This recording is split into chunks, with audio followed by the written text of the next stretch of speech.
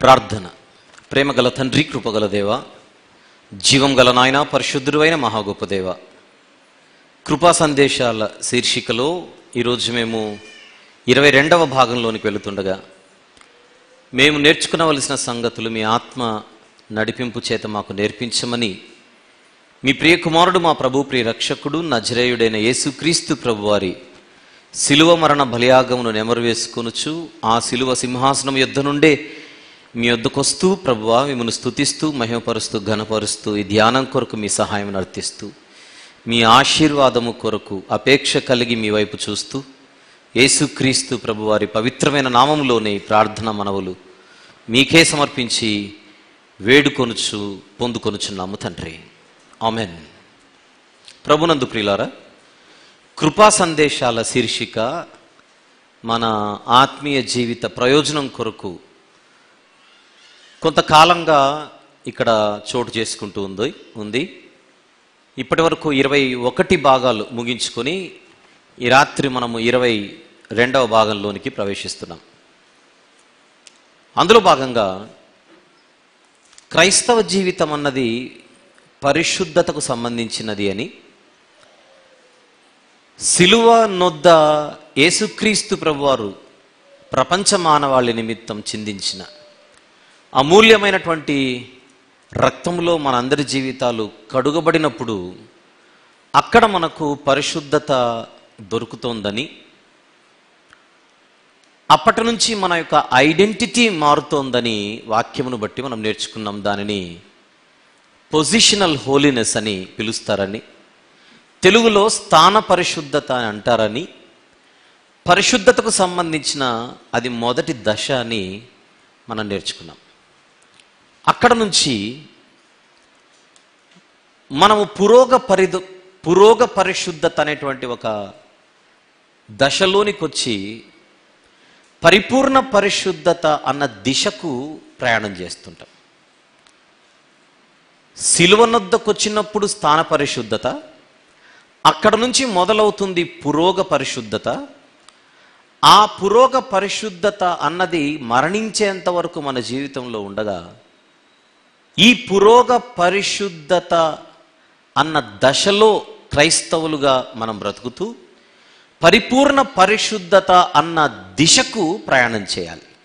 అంటే మన దశ పురోగ పరిశుద్ధత, ఇప్పుడు మన దిశ పరిపూర్ణ పరిశుద్ధత వైపు. ఇది క్రిస్టియన్ జర్నీ. ఇది అర్థం చేసుకోక బాధ్యతారహితంగా బైబిల్లోని వాక్యాలను వక్రీకరిస్తూ వాటిని సరిచేసే ఒక ప్రయత్నం కళ్ళెదురుగా జరుగుతున్న, సరిచేసుకోలేని పరిస్థితిలో ఈరోజు ఎందరో ప్రపంచవ్యాప్తంగా ఉన్నారు.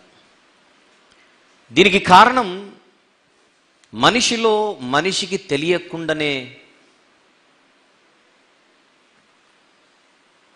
తిష్టవేసిన అహం అన్న ఒక దుర్గుణం. ప్రతి మనిషికి ఉండే ఒక శత్రువు అతనిలోని లేదా ఆమెలోని అహము. ఈ అహం అనే ఒక దుర్గుణం ఏం చేస్తుందంటే, మనలోని తప్పును మనము దిద్దుకోకుండా అడ్డుపడుతూ ఉంటుంది. మన గురించి మనకు తప్పుడు సమాచారం ఇస్తూ, నువ్వు చాలా గొప్పవాడివి, నువ్వు చాలా మేధావివి, నువ్వు తప్పు చేయడం ఏంటి, నువ్వు తప్పు చెప్పడం ఏంటి, నువ్వు తప్పు అనుకోవడం ఏంటి, నువ్వు తప్పు భావించడం ఏంటి, అసలు నువ్వు తప్పుగా వివరించడం ఏంటి, నువ్వు తప్పుగా వ్యాఖ్యానించడం ఏంటి, నీకు చెప్పేటోడు తప్పు చెబుతాడే కానీ నువ్వెప్పుడైనా తప్పు చెప్తావని మనిషికి అహం అనేది బురద నీళ్లతో స్నానం చేపిస్తూ ఉంటుంది. అందువలన సత్యము అన్న సువాసనను ఈ బురదలో ఉన్నవారు అంగీకరించారు. కానీ భక్తిహీనులకు ఉండే గుణం దిద్దుబాటును అసహించుకోవడం అని బైబిల్ చెబుతోంది.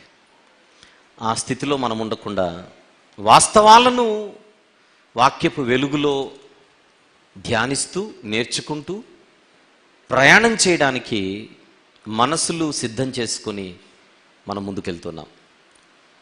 ఇలాంటి మనస్సును దేవుడు దినదినము మనకు మరింత సమృద్ధిగా అనుగ్రహిస్తూ మన ఆత్మీయ జీవితాన్ని పెంచాలని మనం ఎప్పుడు కూడా ప్రార్థన చేస్తూ ఉండాలి.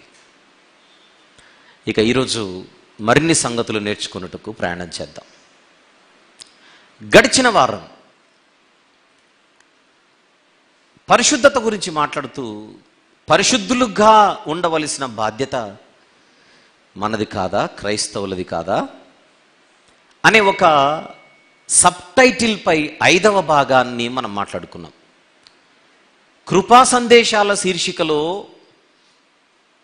అది 21వ భాగం. గడిచిన వారం పరిశుద్ధులుగా ఉండుట మన బాధ్యత కాదా అన్న సబ్ టైటిల్లో అది 5వ భాగం. ఈరోజు కృపా సందేశాల శీర్షికలో ఇది 22వ భాగం. పరిశుద్ధులుగా ఉండుట మన బాధ్యత కాదా అన్న సబ్ టైటిల్తో ఇది 6వ భాగం. అదేనా? Is it not our responsibility to be Holi అనేటువంటి టైటిల్పై ఈరోజు మనం మాట్లాడుకోబోతున్నాం. 6వ భాగం. ఇక ప్రారంభిద్దాం. ఏ మనిషి అయినా సిలువ దగ్గరకు వచ్చి పాపాలు కడుక్కుంటే ఆ వ్యక్తికి పాపాలు కడుగబడి పక్కా ఖచ్చితంగా పరలోకంలో ఆ వ్యక్తికి సీట్ కన్ఫర్మ్. ఆ తర్వాత ఎప్పుడు కూడా తాను దారి తప్పినట్టు కాదు, పడిపోయినట్టు కాదు, పాపం అంటించుకున్న అది పాపము కాదు, అసలు పాపపు వాసన, పాపపు గాలి ఆ మనిషికి తగలదు అని ప్రపంచవ్యాప్తంగా చాలామంది దీనిని బోధిస్తున్నారు. దానికి వాళ్ళు చెప్పిన ఒక లాజికల్ ఎగ్జాంపులే బాప్తిస్మం పొందకముందు, అంటే ప్రభు దగ్గరికి రాకముందు మనందరము కూడా పాపమనే చెరసాలలో ఒక గదిలో ఉన్నాము. యేసుక్రీస్తు ప్రభు యొక్క రక్తంలో కడుక్కున్న తర్వాత, కడుగబడిన తర్వాత ప్రభు మనల్ని పాపమే లేని ఒక నీతి అనే ఒక గదిలోనికి తీసుకొని వచ్చాడు. అందులో ఎట్టి పరిస్థితుల్లో పాపపు వాసన, పాపపు గాలి ఉండదు. కనుక మనం జాగ్రత్తగా జీవిద్దాం, పడిపోకుండా జాగ్రత్త పడదాం, మళ్ళీ పరిశుద్ధతను కోల్పోతామేమో అనేటువంటి చింత ఉండకూడదు అని వారు చెప్పిన సాదృశ్యాలను కూడా గత భాగాలలో మీ ముందు నేను పెట్టాను. దాని కొరకు బైబిల్లో వారు చాలా బలంగా ఉపయోగించే కొన్ని వచనాలు ఉన్నాయి. వాటి సంగతి ఏందో చూద్దాం రండని ఒక్కొక్క వచనాన్ని మీ ముందు వివరిస్తూ వస్తూ ఉన్నాను దేవుని కృపను బట్టి. అందులో భాగంగా గత వారం మనం ఎన్నుకున్నది హెబ్రీ పత్రిక 10వ అధ్యాయము 14వ వచనం. ఇంకొకసారి తీద్దాం, అక్కడి నుంచే మొదలు పెడదాం ఈనాటి మన ప్రయాణాన్ని. హెబ్రీయులకు వ్రాసిన పత్రిక 10వ అధ్యాయం 14వ వచనాన్ని చాలా బలమైనటువంటి బాణంగా ఈ సదరు బోధక బృందం వాడుకుంటూ ఉంటుంది. ఒక్కసారి చూద్దాం. 14వ వచనం, ఒక్క అర్పణ చేత ఈయన పరిశుద్ధపరచబడు వారిని సదాకాలమునకు సంపూర్ణులుగా చేసి ఉన్నాడు. గత వారం దీన్ని నేను సమయం తీసుకొని వివరించడం జరిగింది. అక్కడ నుంచి జస్ట్ ఇప్పుడు మొదలు పెడుతున్నాను అంతే. ఈ వచనాన్ని వాళ్ళు తీసుకొని ఆల్రెడీ మనము సిలువ దగ్గరే సంపూర్ణులమైపోయాము, ఇక సంపూర్ణతను సంతరించుకోవాలనే బోధలు చేయకూడదు, అది తప్పు అని వాళ్ళు అంటున్నారు. సంపూర్ణులు అయిపోయాము అని వారు చెప్పడంలో వారి ఉద్దేశం మనకు సంపూర్ణ పరిశుద్ధత వచ్చేసింది అని చెప్పడం. నేనంటున్నాను ఇది నిజమా అని. సంపూర్ణ పరిశుద్ధత మనకు వచ్చేసిందా? ఆ 14వ వచనం అదే చెబుతోందా అని అడుగుతున్నాను. ఆ అడిగే క్రమంలో గత వారం కొన్ని ప్రశ్నలు సంధించా. మీరు నేను మనము సంపూర్ణులైపోయాము అని 14వ వచనము చెబుతుంటే, ప్రభు దగ్గరికి రాకముందు మనం సంపూర్ణులము కాదు అన్నదే కదా సెన్స్. మరి 14వ వచనంలో వారు చెబుతున్నట్టుగా, వ్యాఖ్యానిస్తున్నట్టుగా మనకు సంపూర్ణ పరిశుద్ధత వచ్చేసింది. మళ్ళీ సంపూర్ణ పరిశుద్ధత వచ్చేసింది మూడోసారి హెబ్రీ పత్రిక 10:14 చూపిస్తూ, ఆ బోధక సమూహం మనకు సిలువ దగ్గరే సంపూర్ణ పరిశుద్ధత వచ్చేసింది అని చెబుతుంటే, అక్కడ సంపూర్ణ పరిశుద్ధతను ఎక్కడుంది అని నేను అడిగాను అంతే. సిలువ దగ్గర మనకు సంపూర్ణ పరిశుద్ధత వచ్చేసింది, ఇక మనము పరిశుద్ధతలో ఎదగాల్సిన అవసరం లేదనేటువంటి భావం అక్కడ ఉందా? అసలు సంపూర్ణత అనేటువంటి పదం పరిశుద్ధతకు సంబంధించినదా అని అడిగి, ఒకవేళ అదే నిజమైతే అదే హెబ్రీ పత్రికలో అంతకుముందు అధ్యాయాలలో సంపూర్ణతకు సంబంధించి సాక్షాత్తు యేసుక్రీస్తు ప్రభు గురించే మాట్లాడుతూ, ఆయన సంపూర్ణ సిద్ధిని పొందినవాడు అనుంది కదా 2వ అధ్యాయంలో కానీ, 5వ అధ్యాయంలో కానీ, 7వ అధ్యాయంలో కానీ. అలాగైతే ఒకప్పుడు యేసు ప్రభు సంపూర్ణ పరిశుద్ధుడు కాకుండా తర్వాత సంపూర్ణ పరిశుద్ధుడు అయ్యాడా అని అడిగాను. కుదిరితే వచనాలు చెప్పగలరా? హెబ్రీ పత్రిక ఎక్కడెక్కడ? 2వ అధ్యాయము 10వ వచనంలో యేసు ప్రభు గురించి ఆయన సంపూర్ణునిగా తర్వాత అయ్యాడు అన్నట్టు ఉంది. తర్వాత 5వ అధ్యాయం 9వ వచనంలో ఆయన సంపూర్ణ సిద్ధి పొందినవాడు అనుంది. తర్వాత 7వ అధ్యాయంలో 20, 27, 28 వచనాలలో మధ్యలో ఉంటుంది ఆయన సంపూర్ణ సిద్ధి పొందిన కుమారుడు అనుంది. ఒకవేళ హెబ్రీ పత్రిక 10వ అధ్యాయం 14లో ఉన్నటువంటి సంపూర్ణత అనేటువంటి ఆ పదాన్ని తీసుకొని సంపూర్ణ పరిశుద్ధత అని మీరు మలిచి వ్యాఖ్యానిస్తే, అంతకుముందు యేసుప్రభు కొరకు ఉపయోగించబడినటువంటి అదే పదాన్ని నేను కూడా పరిశుద్ధతకే అప్లై చేసి కూర్చుంటే ఎలాంటి మీనింగ్ వస్తుందో ఒకసారి వినండి అని అన్నాను. అప్పుడు ఏమొస్తుంది మీనింగ్? ఒకప్పుడు ఆయన సంపూర్ణ పరిశుద్ధుడు కాదని, మధ్యలో ఆయన సంపూర్ణ పరిశుద్ధుడు అయ్యాడని, ఆ అర్థం, ఆ భావం వాటికి వస్తే, ఆ వ్యాఖ్యానం నిజమైతే, మధ్యలో పరిశుద్ధుడైన యేసు ప్రభు రక్తము ప్రపంచ మానవులకు సరిపోతుందా పాపాలు కడగడానికి అనే ప్రశ్న పుడుతుంది, తెర మీదకి వస్తుంది. ప్రపంచంలో క్రైస్తవుడు అన్నవాడు, ఏ నిజమైన క్రైస్తవుడు కూడా యేసు ప్రభు మధ్యలో సంపూర్ణ పరిశుద్ధుడయ్యాడు, అంతకుముందు ఆయన ఫుల్ పరిశుద్ధుడు కాడు అని ఎప్పుడు అన్నాడు. నాకు తెలిసి వీళ్ళు కూడా యేసుక్రీస్తు ప్రభుకు అప్లై చేయబడినటువంటి సంపూర్ణత అనేటువంటి పదము పరిశుద్ధతకు సంబంధించినది కాదు అని మనం నిర్ధారించుకుంటుంటే, మరి అది దేనికి సంబంధించినది అని ప్రశ్నించి మనం ప్రయాణం చేశాం. అప్పుడు హెబ్రీ గ్రంథకర్త హెబ్రీలకు చెబుతున్నటువంటి విషయం ఏంటి అని మనం లోపలికి వెళ్ళి కొంచెం స్కాన్ చేసే ప్రయత్నం చేసినప్పుడు, ఆయన పాత నిబంధనలోని యాజకులు ప్రతి ఏటా అర్పించే బలులకు యేసుక్రీస్తు ప్రభు చేసిన బలియాగానికి ఉన్న డిఫరెన్స్ చెబుతున్నాడు అని తేలిపోయింది. పాత నిబంధనలోని ఆ యాజకులు ప్రతి ఏటా అర్పిస్తూ వచ్చినటువంటి బలులు ఎవరికి కూడా సంపూర్ణ సిద్ధిని కలుగజేయలేకపోయాయి. ఎక్కడ చూసాం? 7వ అధ్యాయము 18, 19 వచనాల్లో చూసాం. ఆ ధర్మశాస్త్రము దేనికిని సంపూర్ణ సిద్ధి కలుగజేయలేదు గనుక ముందియ్యబడిన ఆజ్ఞ బలహీనమైనందున నిష్ప్రయోజనమైనందునను అది నివారణ చేయబడి ఉన్నది. అంతకంటే శ్రేష్టమైన నిరీక్షణ దాని వెంట ప్రవేశపెట్టబడెను, దాని పేరే క్రొత్త నిబంధన. అయితే దీని ద్వారా దేవుని యొద్దకు మనము చేరుచున్నాము. దానికి సపోర్ట్కి ఏ రెఫరెన్స్ ఇచ్చాను? 9వ అధ్యాయము 9వ వచనం. 9వ అధ్యాయం 9వ వచనం ఏమిటది? ఆ గుడారము ప్రస్తుత కాలమునకు ఉపమానముగా ఉన్నది. ఈ ఉపమానార్థమును బట్టి మనస్సాక్షి విషయంలో ఆరాధకునికి సంపూర్ణ సిద్ధి కలుగజేయలేని అర్పణలును బలులను అర్పింపబడుచున్నవి.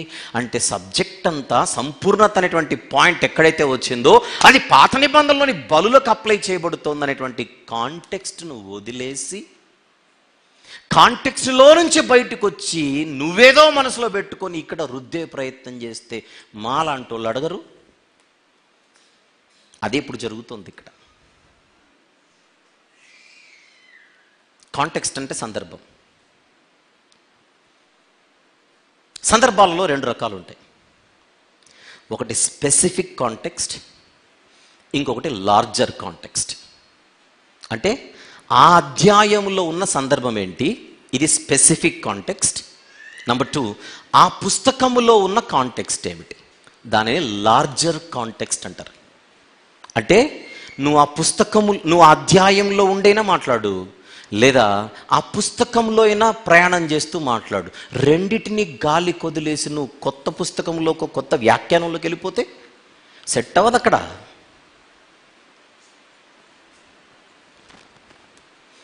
ఏం చేసినా కాంటెక్స్ట్ని మనము వదలకూడదు.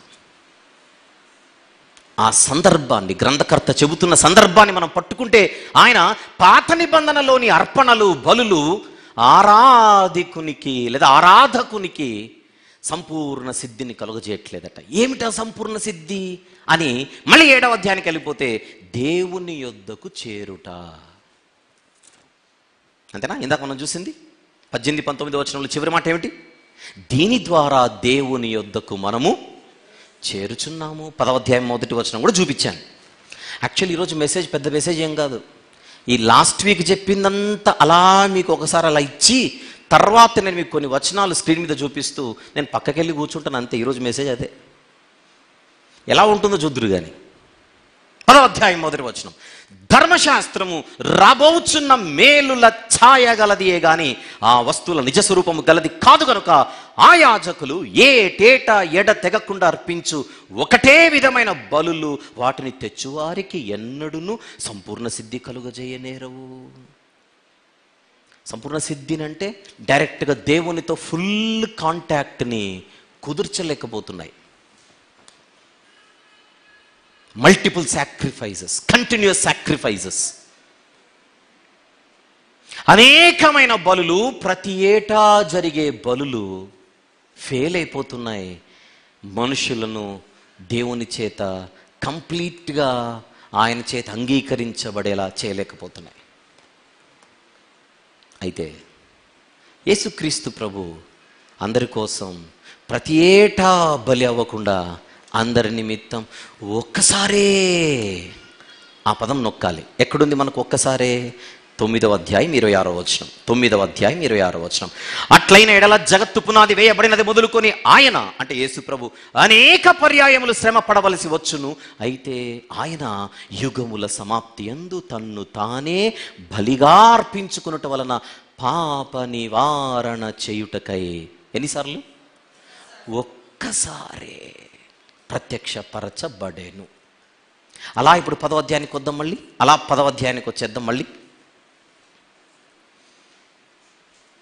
10వ వచనం, 10వ అధ్యాయము 10వ వచనం, యేసుక్రీస్తు యొక్క శరీరము ఎన్నిసార్లు, ఎన్ని మార్లు?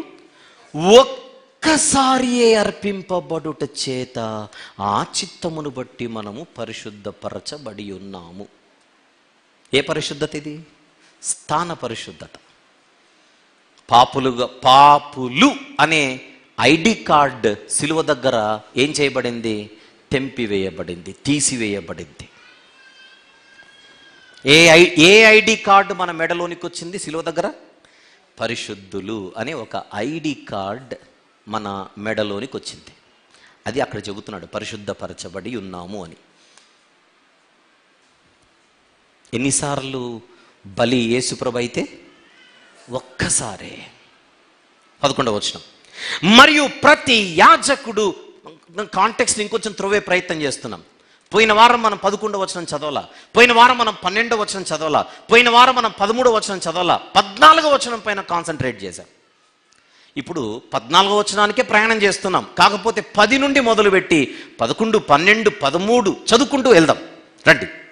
మరియు ప్రతి యాజకుడు దినదినము సేవ చేయించు పాపములను ఎన్నటికి తీసివేయలేని ఆ బలులనే మాటిమాటికి అర్పించుచూ ఉండును. అండర్లైన్ చేయండి అన్నమాట. మాటిమాటికి అర్పించే బలులవి, మాటిమాటికి అర్పించబడే బలులవి. ఏవి? పాత నిబంధన లోనివి. 12వ వచనం, ఈయనైతే, జాగ్రత్తగా గమనించండి, ఈయనైతే పోలికుందా? పాత నిబంధనలోని బలులకు యేసు ప్రభు బలికి పోలిక నడుస్తుందా? కాంటెక్స్ట్లో ఉండొద్దు, కాంటెక్స్ట్లో సందర్భంలో ఉండి ధ్యానించొద్దు. ఈయనైతే పాపముల నిమిత్తమై సదాకాలము, అండర్లైన్ చేయండి అన్నమాట, సదాకాలము నిలుచు ఎన్ని బలులు అర్పించి? ఒక్క బలి. అంటే ఎక్స్క్యూజ్ మీ, సదాకాలం అనే పదము ఆయన బలికి అప్లై అవుతుంది, నాకు కాదు. Note this point. సదాకాలము అనే పదం ఆయన బలికి అప్లై అవుతుంది, నాకు కాదు. ఎందుకు ఈ మాట చెప్పాను 2 నిమిషాల్లో మీకు తెలుస్తుంది. ఎందుకంటే ఈ బోధక సమూహం సదాకాలం అనే పదాన్ని మనకు రుద్దుతారు, వాళ్లకు రుద్దుకుంటారు.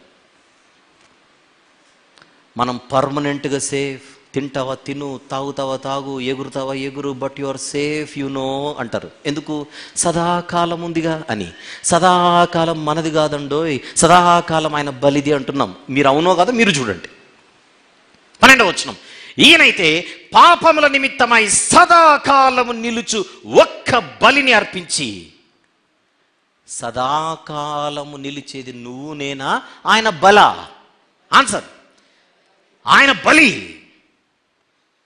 ఆయన మనల్ని కడిగిన తర్వాత మనం ఒకవేళ తప్పిపోతామేమో, కానీ ఆయన బలి మాత్రం వాల్యూ తగ్గదు. ఇది అర్థమైందా పాయింట్? రైట్. సదాకాలము నిలుచు ఒక్క బలిని అర్పించి అప్పటి నుండి తన శత్రువులు తన పాదములకు పాదపీఠముగా చేయబడు వరకు కనిపెట్టుచు దేవుని కుడి పార్శ్వమున ఆసీనుడాయేను. ఆ కాంటెక్స్ట్ అలానే ప్రయాణం చేసి 14వ వచనానికి వద్దాం.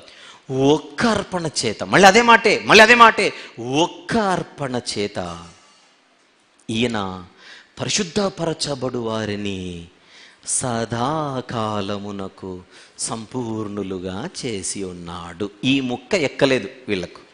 ఎందుకు అంటే సదాకాలమునకు మనల్ని సంపూర్ణులుగా చేసి ఉన్నాడంటే అర్థం, ఒక్కసారి మనము యేసుప్రభు యొక్క బలియాగాన్ని విశ్వసించి ఆయన సిలువ దగ్గరికి మనం వస్తే, నిజంగా వస్తే మన పాపాలు కడుగబడతాయి. ఇప్పుడు మనందరం అదే కదా చేసింది. ఒకప్పుడు మీరు ఎప్పుడు బ్యాప్టిజం తీసుకున్నారండి అంటే కొందరు అంటారు 10 ఏళ్ల కిందట. 10 ఏళ్ల కిందట తీసుకున్నారే, మళ్ళీ 9 ఏళ్ల కిందట మళ్ళీ మీరు బ్యాప్టిజం తీసుకోలేదా? 8 ఏళ్ల కిందట మళ్ళీ మీరు సిలువ దగ్గరికి రాలేదా? 7 ఏళ్ల కిందట మళ్ళీ మీరు యేసు ప్రభు ఇంకొక బలి కోసం రాలేదా? లేదా మరొక బలి కోసం రాలేదా? 10 ఏళ్ల కిందట యేసు ప్రభు బలిని ఆశ్రయించారు, బాగానే ఉంది. 9 ఏళ్ల కిందట ఏ బలి మీద డిపెండ్ అయ్యారు? ఏదైనా ఒక ఎడ్లు లేదా కోడెలు లేదా దూడలు లేదా మేకలు లేదా గొర్రెలు అలాంటి బలులపై మీరేం డిపెండ్ అవ్వలేదా 9 ఏళ్ల కిందట? 10 ఏళ్ల కిందట కదా యేసు ప్రభు బలిపై మీరు డిపెండ్ అయ్యింది. 9 ఏళ్ల కిందట ఏ బలిపై డిపెండ్ అయ్యారు? 7 ఏళ్ల కిందట, 6 ఏళ్ల కిందట, 5 ఏళ్ల కిందట, 4 ఏళ్ల కిందట నేను అడిగాను అనుకోండి, బాబు నువ్వు ఎన్నేళ్ల కిందట అన్నా అన్ని సంవత్సరాలకు నేను డిపెండ్ అయింది ఒక్క బలి మీదనే, కానీ సంవత్సరానికి ఒక బలి మీదనే డిపెండ్ అవ్వట్లేదు అనే కదా మీరందరూ చెప్పేది. మీరే కాదు, నేను కూడా అదే చెప్పేది. ఎందుకంటే మనము అనేక బలులపై ఆధారపడవలసిన అవసరం లేదు. మనం బతికున్నంత వరకు ఒక్క బలియాగం మీదనే మనము విశ్వాసము కలిగి జీవించబద్ధులమై ఉన్నాం. అర్థమైందా పాయింట్? అంటే సదాకాలమునకు మనకు ఒక్క బలే సరిపోతుంది, సఫిషియెంట్. కానీ పాత నిబంధనలకు లేదు అలా. 10 ఏళ్ల కిందట ఒక సంవత్సరం, ఇది 2020, ఇది 24, 2014 నుంచి మొదలు పెడదాం. పాత నిబంధనల అయితే 2014లో ఒక బలిపై డిపెండ్ అవ్వాలి, 2015లో ఇంకొక బలిని తీసుకొని రావాలి, 2016లో మరొక పశువుని తీసుకొని రావాలి. అలా సంవత్సరానికి ఒక పశువుని తీసుకొని వచ్చి వారు ఏం చేయాలి? వారి పాపాల కోసం అర్పిస్తూనే ఉండాలి. మాటికి ఎక్స్క్యూజ్ మీ, అక్కడ చూడండి పైన చూసాం ఆ మాట. ఎన్నో వచనం? 11వ వచనంలో మాటికి అర్పించాలట. పాత నిబంధనలోని బలులు మాటిమాటికి పోయిన సంవత్సరం బలి అర్పించాను కదంటే ఈ సంవత్సరం కూడా తేవాల్సిందే, వచ్చే సంవత్సరం కూడా తేవాల్సిందే. అంటే పాత నిబంధనలో ఉన్న ఆరాధికులు ప్రతి ఏటా ఒక పశువుని తీసుకొని వస్తే గాని దేవుణ్ణి చేరలేకపోతున్నారు. బట్ క్రొత్త నిబంధనలో చెప్పండి, క్రొత్త నిబంధనలో ప్రతి ఏటా ఒక పశువుపై, ప్రతి ఏటా ఒక జంతువుపై, ప్రతి ఏటా ఒక కొత్త బలిపీఠముపై, ప్రతి ఏటా ఒక బలి అర్పణపై ఎవ్వడు కూడా ఆధారపడవలసిన అవసరం లేదు. కారణం, సదాకాలమునకు సరిపోయే ఒకే ఒక్క బలియాగం 2000 సంవత్సరాల క్రిందట కలువరిగిరిపై జరిగింది. రైటర్ అదే చెబుతున్నాడా, లేకపోతే నువ్వు అప్పుడెప్పుడో కడగబడ్డావు గనక ఇప్పుడు తిన్నా తాగినా ఎగిరినా నీకు పాపం అంటుకోదు ఎందుకంటే నువ్వు సదాకాలమునకు సంపూర్ణుడి అయిపోయావు అనేదా రైటర్ చెప్పేది? మీకేమర్థమైందని అడుగుతున్నా. సిలువ దగ్గర మన పాపాలు కడుగబడిన తర్వాత నువ్వు మళ్ళీ వెళ్ళి పాపం అనే బురదలో దొర్లితే నీకు బురద అంటుకోదంటున్నారు, ఇల్లు అంటుకుంటుంది అంటున్నా నేను. Which is correct? అంటుకుంటుందా అంటుకోదా? మరి అక్కడ సదాకాలమునకు సంపూర్ణులుగా చేసి ఉన్నాడనంటే సదాకాలమునకు సంపూర్ణులుగా చేసి ఉన్నాడనే మాట పరిశుద్ధతకు అప్లై చేసేది కాదది. నువ్వు 100 బలులపై డిపెండ్ అవ్వాల్సిన అవసరం లేదు. సదాకాలము ఒక్క బలినే నువ్వు పెట్టుకొని నువ్వు ప్రభుని చేరుకోవచ్చు. ఇప్పుడు నేను చెప్పే ఎగ్జాంపుల్ కరెక్ట్ ఎగ్జాంపుల్ కాదు, కానీ క్లూ కోసం ఎగ్జాంపుల్ వాడుతున్నా. మనకు స్మార్ట్ ఫోన్స్, సిమ్ కార్డ్స్ అని ఉంటాయి కదా. ఇందులో సిమ్ కార్డ్ని రీఛార్జ్ చేసుకునే ఒక ఆప్షన్ ఉంటుంది మనకు. ప్రతి నెల రీఛార్జ్ చేయడం ఒకటి, రీఛార్జ్లో ఒక మెథడ్, అంతేనా? పోస్ట్ పెయిడ్ కూడా ఒకటి ఉందిలేండి. అలాగనే మన ఇంట్లో స్మార్ట్ టీవీస్ కూడా ఉంటాయి, టెలివిజన్స్. దానికి కూడా రీఛార్జ్ ఆప్షన్స్ ఉంటాయి కొన్ని యాప్స్కి. నెలకు ఒక రీఛార్జ్ ప్లానింగ్, 6 నెలలకు ఒక ప్యాకేజ్, అంతేనా? సంవత్సరానికి ఒక ప్యాకేజ్ అని ఒక ప్యాకేజెస్ ఉంటాయి. I right are not? ఉంటాయి కదా, రైట్. దేన్నైనా మనం ఒక 1 మంత్ రీఛార్జ్ చేసుకుంటే 30 రోజులు ఆ యాప్ని వాడుకోవచ్చు. అది 6 మంత్స్ రీఛార్జ్ చేసుకుంటే 6 నెలలు వాడుకోవచ్చు.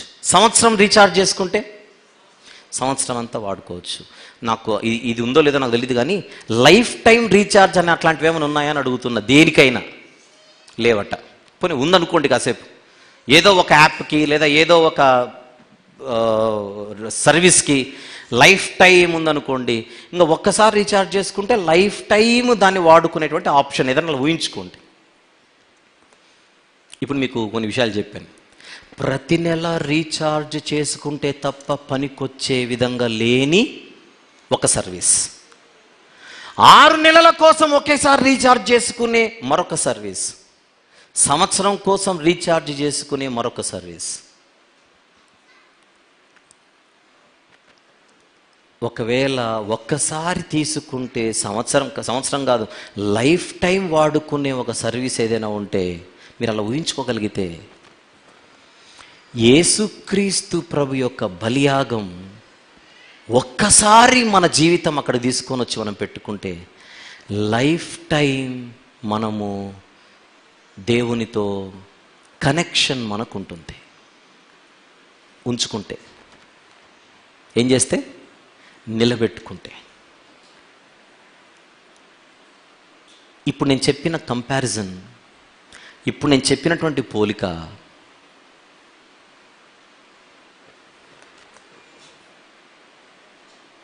మాటికి సంవత్సరానికి ఒక బలిపై నువ్వు డిపెండ్ అవ్వవలసిన అవసరం లేదు అని చెప్పే పాయింట్ కొరకు పాత నిబంధనలో ఉన్నవారు ఏటేటా ఒక పశువుపై, ఏటేటా ఒక బలిపై, ఏటేటా ఒక బలిపీఠంపై ఆధారపడే పరిస్థితి నుంచి క్రొత్త నిబంధనలో వచ్చిన ఒక అద్భుతమైనటువంటి సౌలభ్యం ఏమిటి? ఏటేటా మాటికి రకరకాల బలులపై, రకరకాల పశువులపై నువ్వు ఆధారపడాల్సిన అవసరం లేదు. ఒక్క బలే నీకు లైఫ్ టైం సరిపోతుంది. అది దీని భావం. ఇప్పుడు నేనేం చెబుతున్నాను, వీళ్ళేం చెబుతున్నారు, ఆ డిఫరెన్స్ మీకు అర్థమైందా? వాళ్ళేమంటున్నారు అలా చెప్పట్లా.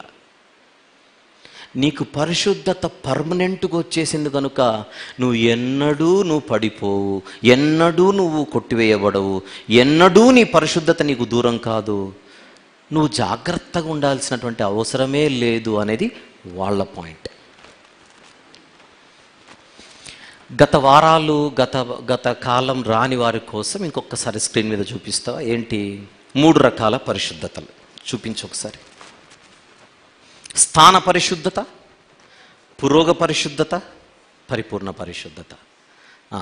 చూపించి ఇంకా 3 దశలు: positional holiness, progressive holiness and perfect holiness. Next, గతంలో శిలువ దగ్గర స్థానపరమైనది, ప్రస్తుతం అది ప్రగతిశీలమైనదిగా ఉండాలి. భవిష్యత్తులో అప్పుడు అదేమవుతుంది? పరిపూర్ణమైనది అవుతుంది.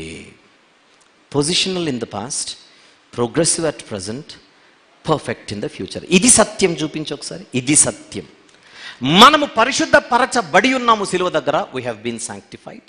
బ్యాప్టిజం అప్పుడు మనం పరిశుద్ధపరచబడుచూ ఉన్నాము. We are being sanctified. మనం సంపూర్తిగా పరిశుద్ధపరచబడతాం. We will be totally sanctified. ఇది బైబిల్ చెబుతున్న సత్యం. ఇప్పుడు నువ్వు ఇంతకుముందు వినని వారి కోసం మళ్ళీ చెప్తున్నా. మనకు 3 ఉంటాయి. శిలువ దగ్గరకు వచ్చినప్పుడు పరిశుద్ధపరచబడతాము. ప్రస్తుతం మనము పరిశుద్ధతలో వర్ధిల్లుతూ ముందుకు సాగాలి. ఫ్యూచర్లో దేవుడు మనల్ని సంపూర్ణ పరిశుద్ధతలోనికి తీసుకుంటాడు అనేది బైబిల్ చెబుతున్న సత్యం. ఇప్పుడు మనం ఎవరిని ఖండిస్తున్నాము అంటే, ఫస్ట్ది మాత్రమే మనకు అప్లై అవుతుంది, సెకండ్ థర్డ్ అసలు పిక్చర్లో లేదు. ఎందుకంటే ఫస్ట్లోనే సెకండ్ ఉంది, ఫస్ట్లోనే థర్డ్ ఉంది, 1లోనే 2 ఉంది, 1లోనే 3 ఉంది. గనుక సెకండ్ థర్డ్ మనకు అప్లై అవ్వదు అని వాళ్ళు చెబుతూ బాధ్యత లేని క్రైస్తవులుగా వారి దుర్బోధల వలన తయారు చేస్తూ ఉన్నారు. ఇది పిక్చర్. దాన్ని ఖండిస్తున్నాం చాలా సీరియస్గా. అర్థమైంది కదా పాయింట్? ఇప్పుడు జాగ్రత్తగా వినండి. పోయిన వారం చెప్పిన దాన్నే ఇంకొంచెం అడిషనల్గా మరికొంత సమాచారం ఇచ్చి, మరికొన్ని ఎగ్జాంపుల్స్ ఇచ్చి ఇంతవరకు మాట్లాడా. ఇప్పుడు అందరూ హెబ్రీ పత్రిక 10వ అధ్యాయం 14వ వచనం మాత్రమే చూడండి. అందరూ ప్లీజ్. హెబ్రీ పత్రిక 10వ అధ్యాయము 14వ వచనం అందరూ కలిసి చదువుదాం. రెడీ? 1 2 3 స్టార్ట్. ఒక్క అర్పణ చేత ఈయన పరిశుద్ధ పరచబడు వారిని సదాకాలమునకు సంపూర్ణులుగా చేసి ఉన్నాడు. ఇప్పుడు నేను అడుగుతున్నా, ఒకవేళ వారు వ్యాఖ్యానిస్తున్నట్టుగా ఇది మనం ఆల్రెడీ సంపూర్ణ పరిశుద్ధులైపోయాము అని వాళ్ళు చెప్పడానికి ఈ వచనాన్ని తీసుకుంటే, నేను ఇప్పుడు ఒక ప్రశ్న వేస్తున్నాను వాళ్లకు. నేనే కాదు, మీరు కూడా వేయాలి. ఇప్పుడు ఒక వచనాన్ని చూపించి, అది నేను పోయిన వారం చూపించాను, మళ్ళీ ఇప్పుడు ఇంకొకసారి మీ అటెన్షన్ కోసం మళ్ళీ చూపిస్తున్నాను. తెస్సలోనిక మొదటి పత్రిక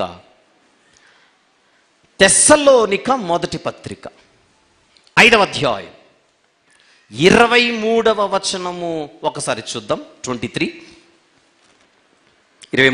ఏముంది అక్కడ?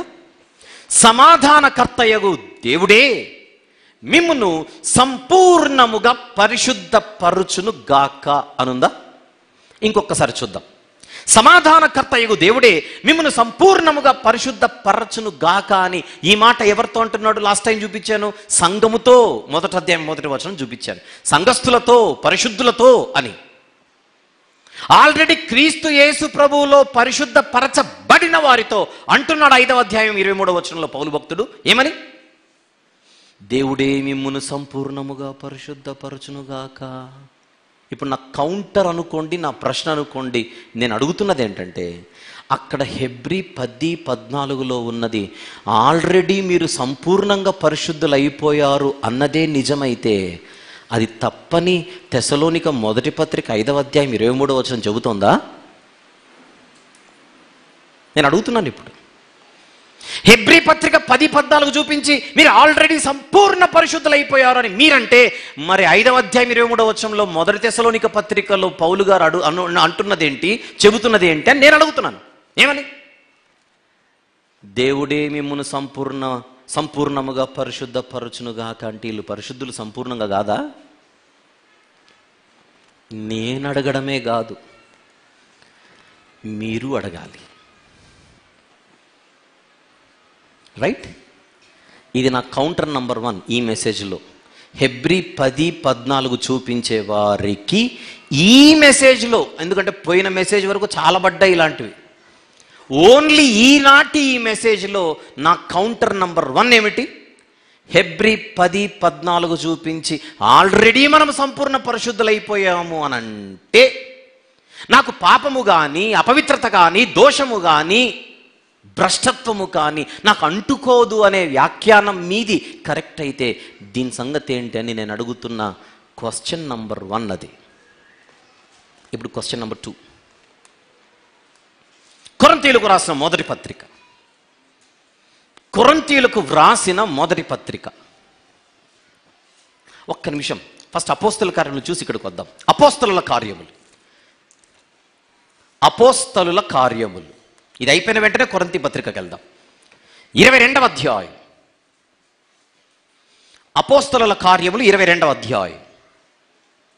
అననీయ అనేటువంటి ఒక శిష్యుడు, ప్రభు యొక్క శిష్యుడు, కళ్ళు మూసుకుపోయి గుడ్డివాడైన పౌలు గారితో మాట్లాడుతున్నాడు. అప్పుడు ఆయనను సౌలు అని పిలిచేవారు. 16వ వచనం, అపోస్తలుల కార్యములు 22వ అధ్యాయం 16వ వచనం. గనుక నీవు తడవు చేయుట ఎందుకు, లేచి ఆయన నామమును బట్టి ప్రార్థన చేసి బాప్తిస్మము పొంది, చెప్పండి, బాప్తిస్మము పొంది నీ పాపములను కడిగి వేసుకొనుమని చెప్పాను. అననీయ గారు సౌలు గారితో చెప్పినప్పుడు ఆయన బాప్టిజం తీసుకున్నాడు. తర్వాత కళ్ళు వచ్చేసాయి, పాపాలు కడుగబడ్డాయి. అననీయ గారు సౌలు గారితో చెబుతున్న మాట ఏమిటి? మళ్ళీ 16వ వచనం, నీవు తడవు చేయుటెందుకు, లేచి ఆయన నామమును బట్టి ప్రార్థన చేసి బాప్తిస్మము పొంది ఏం చేయమంటున్నాడు? బాప్టిజం తీసుకొని నీ పాపములు కడిగి వేసుకో. అంటలా ఏం చేయండి అన్నమాట, నీ పాపములు కడిగి వేసుకో. నేను అడుగుతున్నాను ప్రశ్న, పౌలు గారు బాప్టిజం తీసుకున్నాడా లేదా?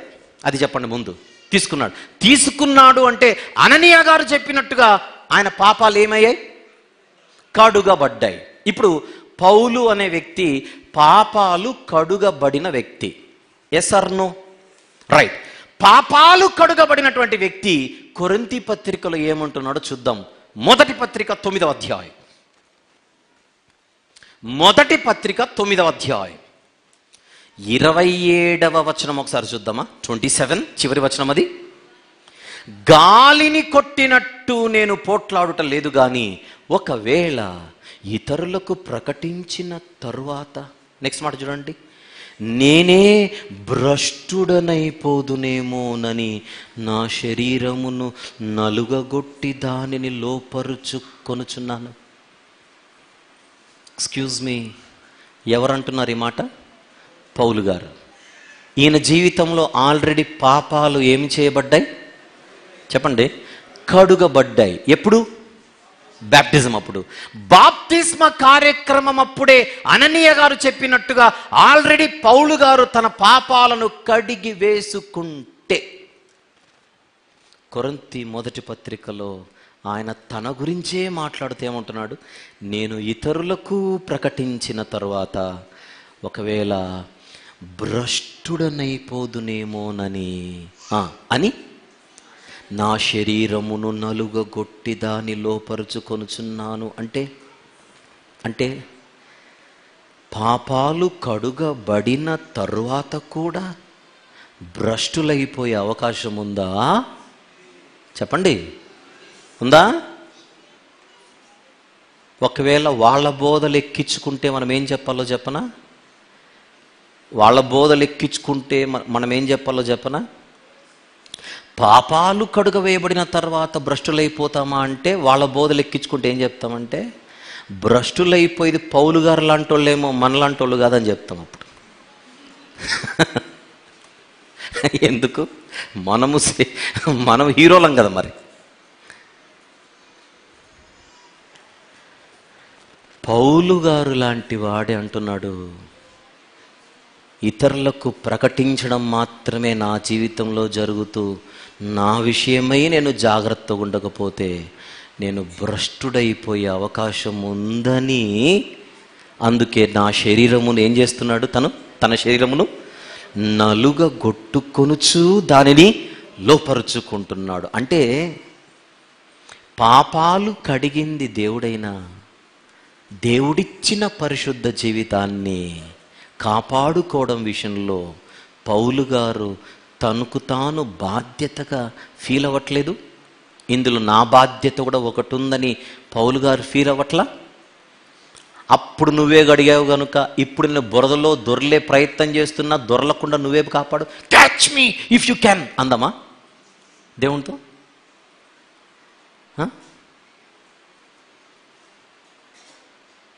బుర్రలేని పసిపిల్లలు ఇంట్లో తల్లిదండ్రులతో ఆడుకుంటూ తల్లిదండ్రులను ఆట పట్టిస్తుంటారేమని స్నానం చేసిన తర్వాత మళ్ళీ వెళ్ళి దొర్లుతుంటారు నేల మీద. ఇప్పుడు స్నానం చేయించాను కదా అప్పుడే దొర్లుతున్నామని తల్లి వద్దు అంటే మళ్ళీ దొర్లుతూ ఆ పసిబిడ్డ తల్లితో ఆడే ఆటలేంటి? నేను దొరలకుండా నువ్వు పట్టుకో, అది తల్లికి విసిరే సవాల్. పసిపిల్లలు తల్లికి విసిరే సవాలేంటి, విసిరే సవాళ్ళేంటి? నేను దొర్లుతా నువ్వు పట్టుకో.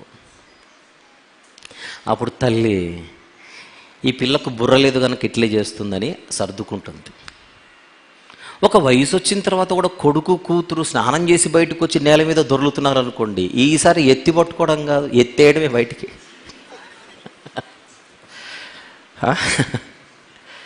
ఒక వయసు వచ్చిన తర్వాత దొరలకూడదు. ఒక వయసు వచ్చిన తర్వాత బుద్ధి బుర్ర అనేది ఒకటి ఉండాలి. వీళ్ళు చెప్పేది ఏంటో చెప్తున్నా, దేవుడు కాపాడుకుంటాడు, దేవుడు కాపాడుకుంటాడు, దేవుడు కాపాడుకుంటాడు. మనం ఏం చేద్దాం మరి? దొర్లుదాం. పాపం నాకెందుకు ఆశ్చర్యం అవుతుంది, వీళ్ళందరూ ఆ ఫస్ట్ సెంచరీలో ఉంటే పౌలు గారు, పేతురు గారు వీళ్ళందరూ చక్కగా వీళ్ళ దగ్గర కూర్చొని నోట్స్లు రాసుకునేవాళ్ళు. పాపం వీళ్ళకి తెలియక నేను భ్రష్టుడైపోదునేమోనని ఏంటి నా శరీరం నలగొట్టుకొనొచ్చు లోపరుచుకొనుచున్నానంటే, మరి ఈ పెద్ద పెద్ద బోధక సమూహం అంటే పౌలు గారికి చెప్పేవారు, నీకు అస్సలు పని చేయట్లేదు అయ్యా, నీ దగ్గర మ్యాటర్ లేదు, సబ్జెక్ట్ లేదు, విను. అప్పుడు నువ్వు పాపాలు గడుక్కున్నావు కదా అననీయ చెప్పిన తర్వాత, ఓ సౌలా నువ్వే. అప్పుడు అననీయ చెప్తే నువ్వు పాపాలు కడుక్కున్న తర్వాత కడుక్కున్నావుగా, ఇంకా భ్రష్టుడైపోతానంటావేంటి? Once saved always saved. నీకు ఈ సబ్జెక్టే తెలీదా సౌలా అని చెప్పేటోళ్ళు వీళ్ళందరూ కూర్చొని.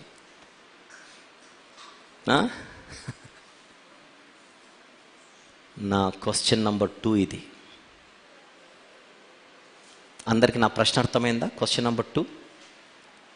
ఆల్రెడీ పాపాలు కడుగవేయబడిన పౌలు గారు తాను భ్రష్టుడనైపోదునేమోనని ఇంతగా ఎందుకు తన విషయమై తాను జాగ్రత్త తీసుకుంటున్నట్టో, తన శరీరాన్ని తాను ఎందుకు నలుగగొట్టుకుంటున్నట్లో, తన శరీరాన్ని తాను ఎందుకు లోపరుచుకుంటూ ఉన్నట్లు. ఎక్స్క్యూజ్ మీ, ఈ ప్రశ్నలన్నీ ఈరోజు చేస్తున్న ఈ సందేశంలోని ప్రశ్నలే. ఇంతకుముందు మాట్లాడిన 21 సందేశాలు ఏవైతే ఉన్నాయో అందులో కుప్పలు కుప్పలు ఉన్నాయి ఇలాంటి క్వశ్చన్స్. ఇంతకుముందు భాగాల్లో చెప్పాను కదా, తెస్సలోనిక మొదటి పత్రిక 4వ అధ్యాయంలో you should control your body అన్నాడు. ప్రతి ఒక్కరూ మీ ఘటమును మీరు కాపాడుకోవాలి అనలేదా? అది ఎత్తట్లేదు ఇప్పుడు, అది చెప్పాం కనుక, ఆల్రెడీ అడిగాం కనుక. తన శరీరాన్ని తాను కంట్రోల్ చేసుకుంటున్నంటున్నాడు. మరి మన శరీరాలను ఒకసారి చూపిద్దాం, ఎందుకైనా మంచిది మర్చిపోయింటే. మొదటి తెస్సలోనిక మొదటి పత్రిక 4వ అధ్యాయం. తెస్సలోనిక మొదటి పత్రిక 4వ అధ్యాయం 4-5 వచనాలు ఏమని చెప్తున్నాడు? 4-5 వచనములు అంటే 3వ వచనం చదివి కిందికి వద్దాం. మీరు పరిశుద్ధులగుటయే అనగా మీరు జారత్వమునకు దూరముగా ఉండుటయే దేవుని చిత్తము. సంఘస్థులతో చెప్తున్నాడు అన్నమాట. మీలో ప్రతి వాడును దేవుని ఎరుగని అన్యజనుల వలె కామాభిలాష ఎందు కాక పరిశుద్ధత ఎందును ఘనత ఎందును తన చెప్పండి ఘటమును ఎట్లు కాపాడుకొనవలెనో అది మీరు ఎరిగి ఉండుటయే దేవుని చిత్తము. ఇంగ్లీష్లో ఒక్కటి చూపించు ప్లీజ్. ఇంగ్లీష్లో చూపిస్తావా? 4-5 వచనములు ఇదేనా? Each of you should know how to possess his own vessel in sanctification and honor. ఇంకొక వర్షన్ చూపించు, లాస్ట్ టైం చూపించు. One more version. Next continuation 3వ వచనం చూపిస్తున్నాం తర్వాత అది. That each of you should learn to control your own body in a way that is holy and honorable. You should learn to control your own body. You should learn to control your own body. That is what I'm doing now అంటున్నాడు 1 కొరింథీ పత్రికలో. మీరేం చేస్తున్నారు పౌలు గారు? మీరు దేవుడిచ్చినటువంటి పరిశుద్ధ జీవితాన్ని నిలబెట్టుకోవడానికి మీరు చేస్తున్నది ఏమిటి అని అడిగితే, నేను నా శరీరమును నలుగొట్టుకొనుచున్నాను, లోపరుచుకొనుచున్నాను అని కొరింథీ పత్రికలో చెప్పి, తెస్సలోనిక పత్రికలో సంఘస్థులతో ఏం చెబుతున్నాడు? మీరు కూడా నేర్చుకోవాలి. మీ శరీరాలను నలుగొట్టుకొనుట మీరు కూడా నేర్చుకోవాలి.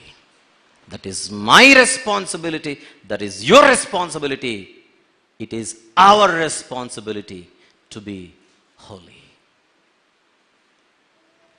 దేవుడే చూసుకుంటాడు, దేవుడే చూసుకుంటాడు, దేవుడే చూసుకుంటాడు. గాల్లో దీపం పెట్టి అదే మాటను, దేవుడే చూసుకుంటాడు, దేవుడే చూసుకుంటాడు, దేవుడే చూసుకుంటాడు. ఎప్పుడు చూసుకుంటాడంటే మనము మరబొమ్మలమైతే, మనుషులు కాకపోతే దేవుడు చూసుకుంటాడు. అంతేనా? చిన్నపిల్లలకు మనం బొమ్మలు కొనిస్తాం, కీ ఇస్తే డ్రని వెళ్ళిపోతాయి లోపలికి. అవి మనం కీ ఇచ్చినా కూడా ఎక్కడెక్కడికో పోతుంటాయి. చిన్నపిల్లలకు మనం బొమ్మలు కొనిస్తే కీ చాలా పెట్టేస్తే నేల మీద ఏం చేస్తాయి? చక్కగా వెళ్తాయని మనం పెడతాం, కానీ అవి చక్కగా వెళ్ళవు. ఇట్లా ఇలా వెళ్తాయి, అలా వెళ్తాయి, ఇలా వెళ్తుంటే కీ ఇచ్చినోడు ఏం చేస్తాడు? మళ్ళీ పట్టుకుంటాడు. ఎందుకంటే అది బొమ్మ గనుక. మన బొమ్మలం కాదే, మనుషులం.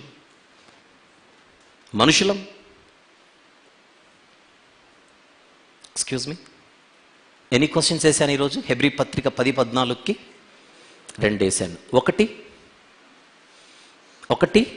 తెస్సలోనిక మొదటి పత్రిక 5:23లో దేవుడే మీకు సంపూర్ణ పరిశుద్ధతను అనుగ్రహించునుగాక అని ఏదైతే ఉందో ఆ మాట ఎందుకంటాడు అని అడిగాము. ఇది క్వశ్చన్ నెంబర్ 1. నెంబర్ 2, ఇతరులకు ప్రకటించిన తర్వాత తాను భ్రష్టుడైపోతాడేమోనని తన విషయమై తాను జాగ్రత్త పడుతున్నాడు పౌలు గారు. ఎందుకు నలుగొట్టుకుంటున్నాడు తన శరీరాన్ని, ఎందుకు లోపరుచుకుంటున్నాడు అని అడిగాను. Second question. నంబర్ 3, ఈ మెసేజ్లో చివరి క్వశ్చన్, ఈ మెసేజ్కే చివరి క్వశ్చన్. ఫిలిప్పీ పత్రిక 3వ అధ్యాయం, ఫిలిప్పీలకు వ్రాసిన పత్రిక 3వ అధ్యాయం 12వ వచనం చూద్దాం. 12 ప్లీజ్. పౌలు గారు అంటున్నారు, ఇది వరకే నేను గెలిచి తిననైనను, నెక్స్ట్, ఇది వరకే సంపూర్ణ సిద్ధి పొంది తిననైనను నేను అనుకొనుట లేదు. నా క్వశ్చన్ అర్థమైందా? మన క్వశ్చన్ ఏమంటారా? క్వశ్చన్ అర్థమైందా? మీ క్రైస్తవ జీవితం గురించి ఒక మాట చెప్పండి సార్ అని పౌలు గారిని అడిగితే, ఇది వరకే నేను గెలిచానని అనుకునుట లేదు. ఇంకా ఇది వరకే సంపూర్ణ సిద్ధి పొంది తినైనను. కాసేపు గెలుపు పక్కన పెట్టండి. వీళ్ళు 24 గంటలు సంపూర్ణులైపోయాం ఉంటారు కదా, మళ్ళీ దీని సంగతి ఏంటి? పౌలు గారి లాంటి వాడే నేను ఇంకను సంపూర్ణ సిద్ధి పొంది తిననైనను నేను అనుకొనుట లేదు, కానీ దేని నిమిత్తము నేను క్రీస్తు యేసు చేత పట్టబడి తినో దానిని పట్టుకొనవలెనని పరుగెత్తుచున్నాను. ఫిలిప్పీ పత్రిక ఎప్పుడు రాశాడో చెప్పనా?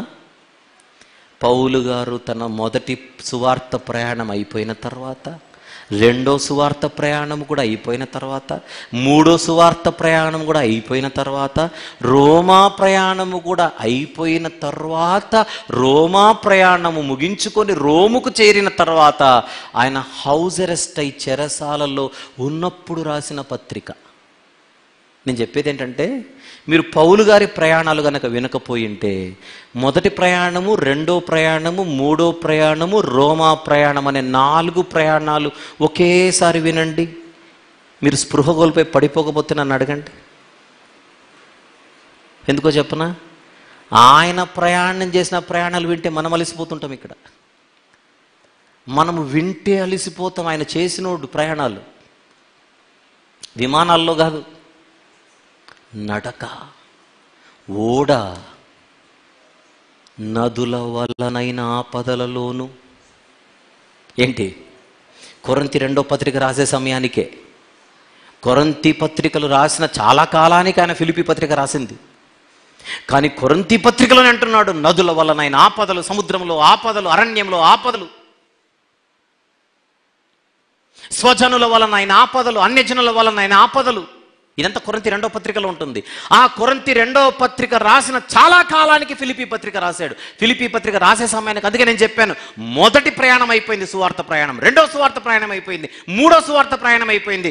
రోమ ప్రయాణంలో సముద్రంలో ఓడ బద్దలైపోయింది. ప్రాణాలు అరచేతిలో పట్టుకొని మెలితి అనే ద్వీపానికి చేరితే ఆదివాసులు వారిని చేరదీస్తే అక్కడ పాము గరిచింది సువార్త ప్రయాణంలో, ఆయనకి రోమా ప్రయాణంలో. ఇవన్నీ దాటుకొని జైల్లో ఉండగా రాసిన పత్రిక ఇది. అంత సేవ చేసిన ఆయన అంటున్నాడు, ఇది వరకే నేను గెలిచి తినను అనుకోనటం లేదని. ఆలోచించండి. ఇక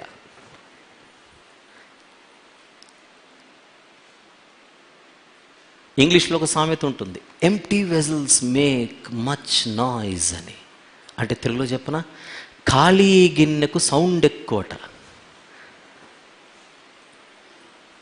ఖాళీ గిన్నె ఏంటలా గణగణ గణగణ గణ గణ గణ గణ గణం రోగుతూ ఉంటుంది. కంచుం రోగినట్టు కణకంబం రోగున కంచే సౌండ్ ఎక్కువ చేస్తుంది. ఇంత సౌండ్ చేస్తుందంటే లోపల ఏముందో అని గిన్నె ఎత్తుకుంటే లోపల ఏముండదు, సౌండ్ ఒక్కటే ఉంటుంది. ఇంత పరిచర్య చేసిన వాడు చేతులు కట్టుకొని నేను ఇంకా సంపూర్ణ సిద్ధి పొందలేదంటుంటే మనమేంటో, మన బిల్డప్లేంటో.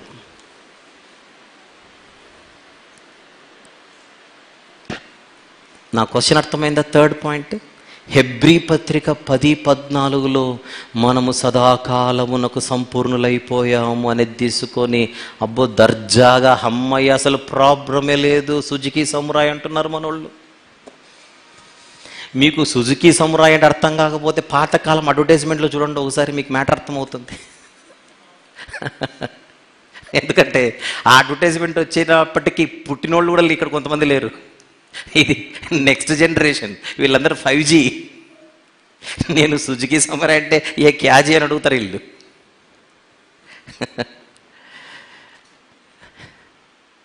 సుజుకి కంపెనీ వాళ్ళు సమురాయ్ అనే 2-వీలర్కి అడ్వర్టైజ్మెంట్ ఇస్తూ ఏది అడిగినా no problem, brake no problem, gear no problem, horn no problem, light no problem, ఏది అడిగినా నో ప్రాబ్లం. ఒక దొంగ నో ప్రాబ్లం నో ప్రాబ్లం అంటే సరే ఎత్తుకొని పోతాడు బండి. అది అడ్వర్టైజ్మెంట్. అలాగనా? నేను తాగితే నో ప్రాబ్లం, తిరిగితే నో ప్రాబ్లం, ఎగిరితే నో ప్రాబ్లం, వీళ్ళు చెప్పేది అదే. అందుకే సుజుకి సమురాయ్ అన్నాను. వీళ్ళకి పెట్టిన పేరేంటి, సుజుకి సమురాయిలు. అంటే నువ్వు తాగినా నో ప్రాబ్లం, తిరిగినా నో ప్రాబ్లం, ఎగిరినా నో ప్రాబ్లం, నడవకూడని చోటుకి నడిచినా నో ప్రాబ్లం, కూర్చోకుండా చోటుకు కూర్చున్నా నో ప్రాబ్లం, అన్నీ నో ప్రాబ్లమ్సే. ఎందుకంటే సిలువ దగ్గర నీ ప్రాబ్లమ్స్ అని అయిపోయాయిగా. నీకు ఆధారం ఏంటి బాసు అని అడిగితే హెబ్రీ పత్రిక 10వ అధ్యాయము 14వ వచనం చూపిస్తారు. అసలు హెబ్రీ పత్రిక 10:14 నువ్వు చూపిస్తే నా క్వశ్చన్లు విందురా అంటున్నావు అంతే. ఇక్కడ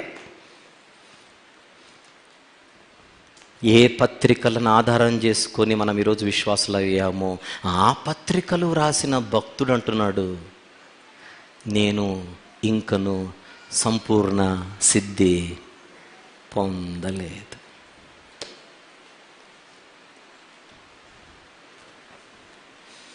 నేను ఏ 3 ప్రశ్నలు అయితే ఈరోజు వేశానో ఇవే ప్రశ్నలే మీరు అడగండాలని. అరణ్యం చూడతారు ఇప్పుడు మీకు ఆన్సర్ చెప్పడానికి, ఎందుకంటే మీరు ఇది అడుగుతారని వాళ్ళకి తెలియదు కనుక, ఎందుకంటే వాళ్ళ టెక్స్ట్ బుక్లో ఈ కౌంటర్లు ఉండవు కనుక. ఒకవేళ ఈ క్వశ్చన్లైనా ఉంటాయేమో కానీ ఇప్పుడు నేను అడగబోయేది నాకు తెలిసి వాళ్ళు ఎక్స్పెక్ట్ చేయరు. ఇప్పుడు అది చెప్పబోతున్నా, అది చెప్పి ఆమెనంటాను. రైట్, విందాం. ఈరోజు నా సందేశంలో ఇప్పటివరకు నేను చెప్పింది మీకు అర్థమైంది అనుకుంటే 80% మెసేజ్ అయిపోయింది. నేను ఇప్పటివరకు చెప్పిన మెసేజ్ అందరికి అర్థమైందా లేదా అని అడుగుతున్నా. ఫస్ట్ అందరికి అర్థమైందా అంటే మీకు 80% అయిపోయింది. ఇప్పుడు నేను మాట్లాడబోయేది 20%. ఈ 20% దేనికోసమో అందరు ఒక్కసారి హెబ్రీ పత్రికకు వస్తే నేను చెప్తాను. రండి, హెబ్రీలకు రాసిన పత్రిక హెబ్రీయులకు వ్రాసిన పత్రిక, మళ్ళీ 10వ అధ్యాయం, మళ్ళీ 14వ వచనం. ఎక్స్క్యూజ్ మీ, ఇప్పుడు నేను అడగబోయేది 4వ ప్రశ్న. ఓకే, 4వ ప్రశ్న. ఇంతవరకు 3 అడిగాను, ఇప్పుడు నేను అడగబోయేది 4వ ప్రశ్న. ఆ 4వ ప్రశ్న అడగడానికి 10, 14 మళ్ళీ చూపిస్తున్నాను. వక్కర్పణ చేత ఈయన పరిశుద్ధ పరచబడు వారిని సదాకాలమునకు సంపూర్ణులనుగా చేసి ఉన్నాడు అన్న మాటను తీసుకొని మేము పరిశుద్ధతను కోల్పోతామేమో, పోగొట్టుకుంటామేమో అనే బోధనే వద్దు, భయమే వద్దు, భీతే వద్దు, ఈ సమస్య మీకు ఉండకూడదని చెబుతున్నారు. ఇప్పుడు నా క్వశ్చన్ ఏంటో చెప్పనా, జాగ్రత్త వినండి. ఎన్నో అధ్యాయం ఇది? 10వ అధ్యాయం. మొత్తం ఎన్ని అధ్యాయాలు ఉన్నాయి చూడండి, చెక్ చేసి ఒకసారి చెప్పండి. హెబ్రీ పత్రికలో మొత్తం ఎన్ని అధ్యాయాలు ఉన్నాయి? 13 అధ్యాయాలు ఉన్నాయి. మొదటి అధ్యాయం నుంచి 13వ అధ్యాయం వరకు అది పత్రిక.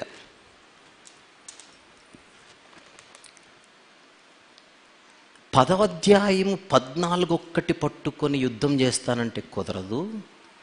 అసలు ఈ గ్రంథకర్త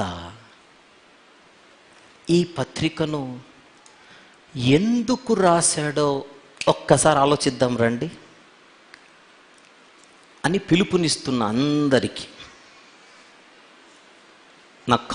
నా పిలుపు ఏంటి చెప్పండి. అసలు 10వ అధ్యాయం 14వ వచనం ఒక్కటి తీసుకొని నేను మొత్తం డ్యాన్స్లు వేస్తానంటే కుదరదు. అసలు 13 అధ్యాయాలలో గ్రంథకర్త ఏం చెబుతున్నాడో ఒక్కసారి ఆలోచిద్దాం రండి అంటున్నా.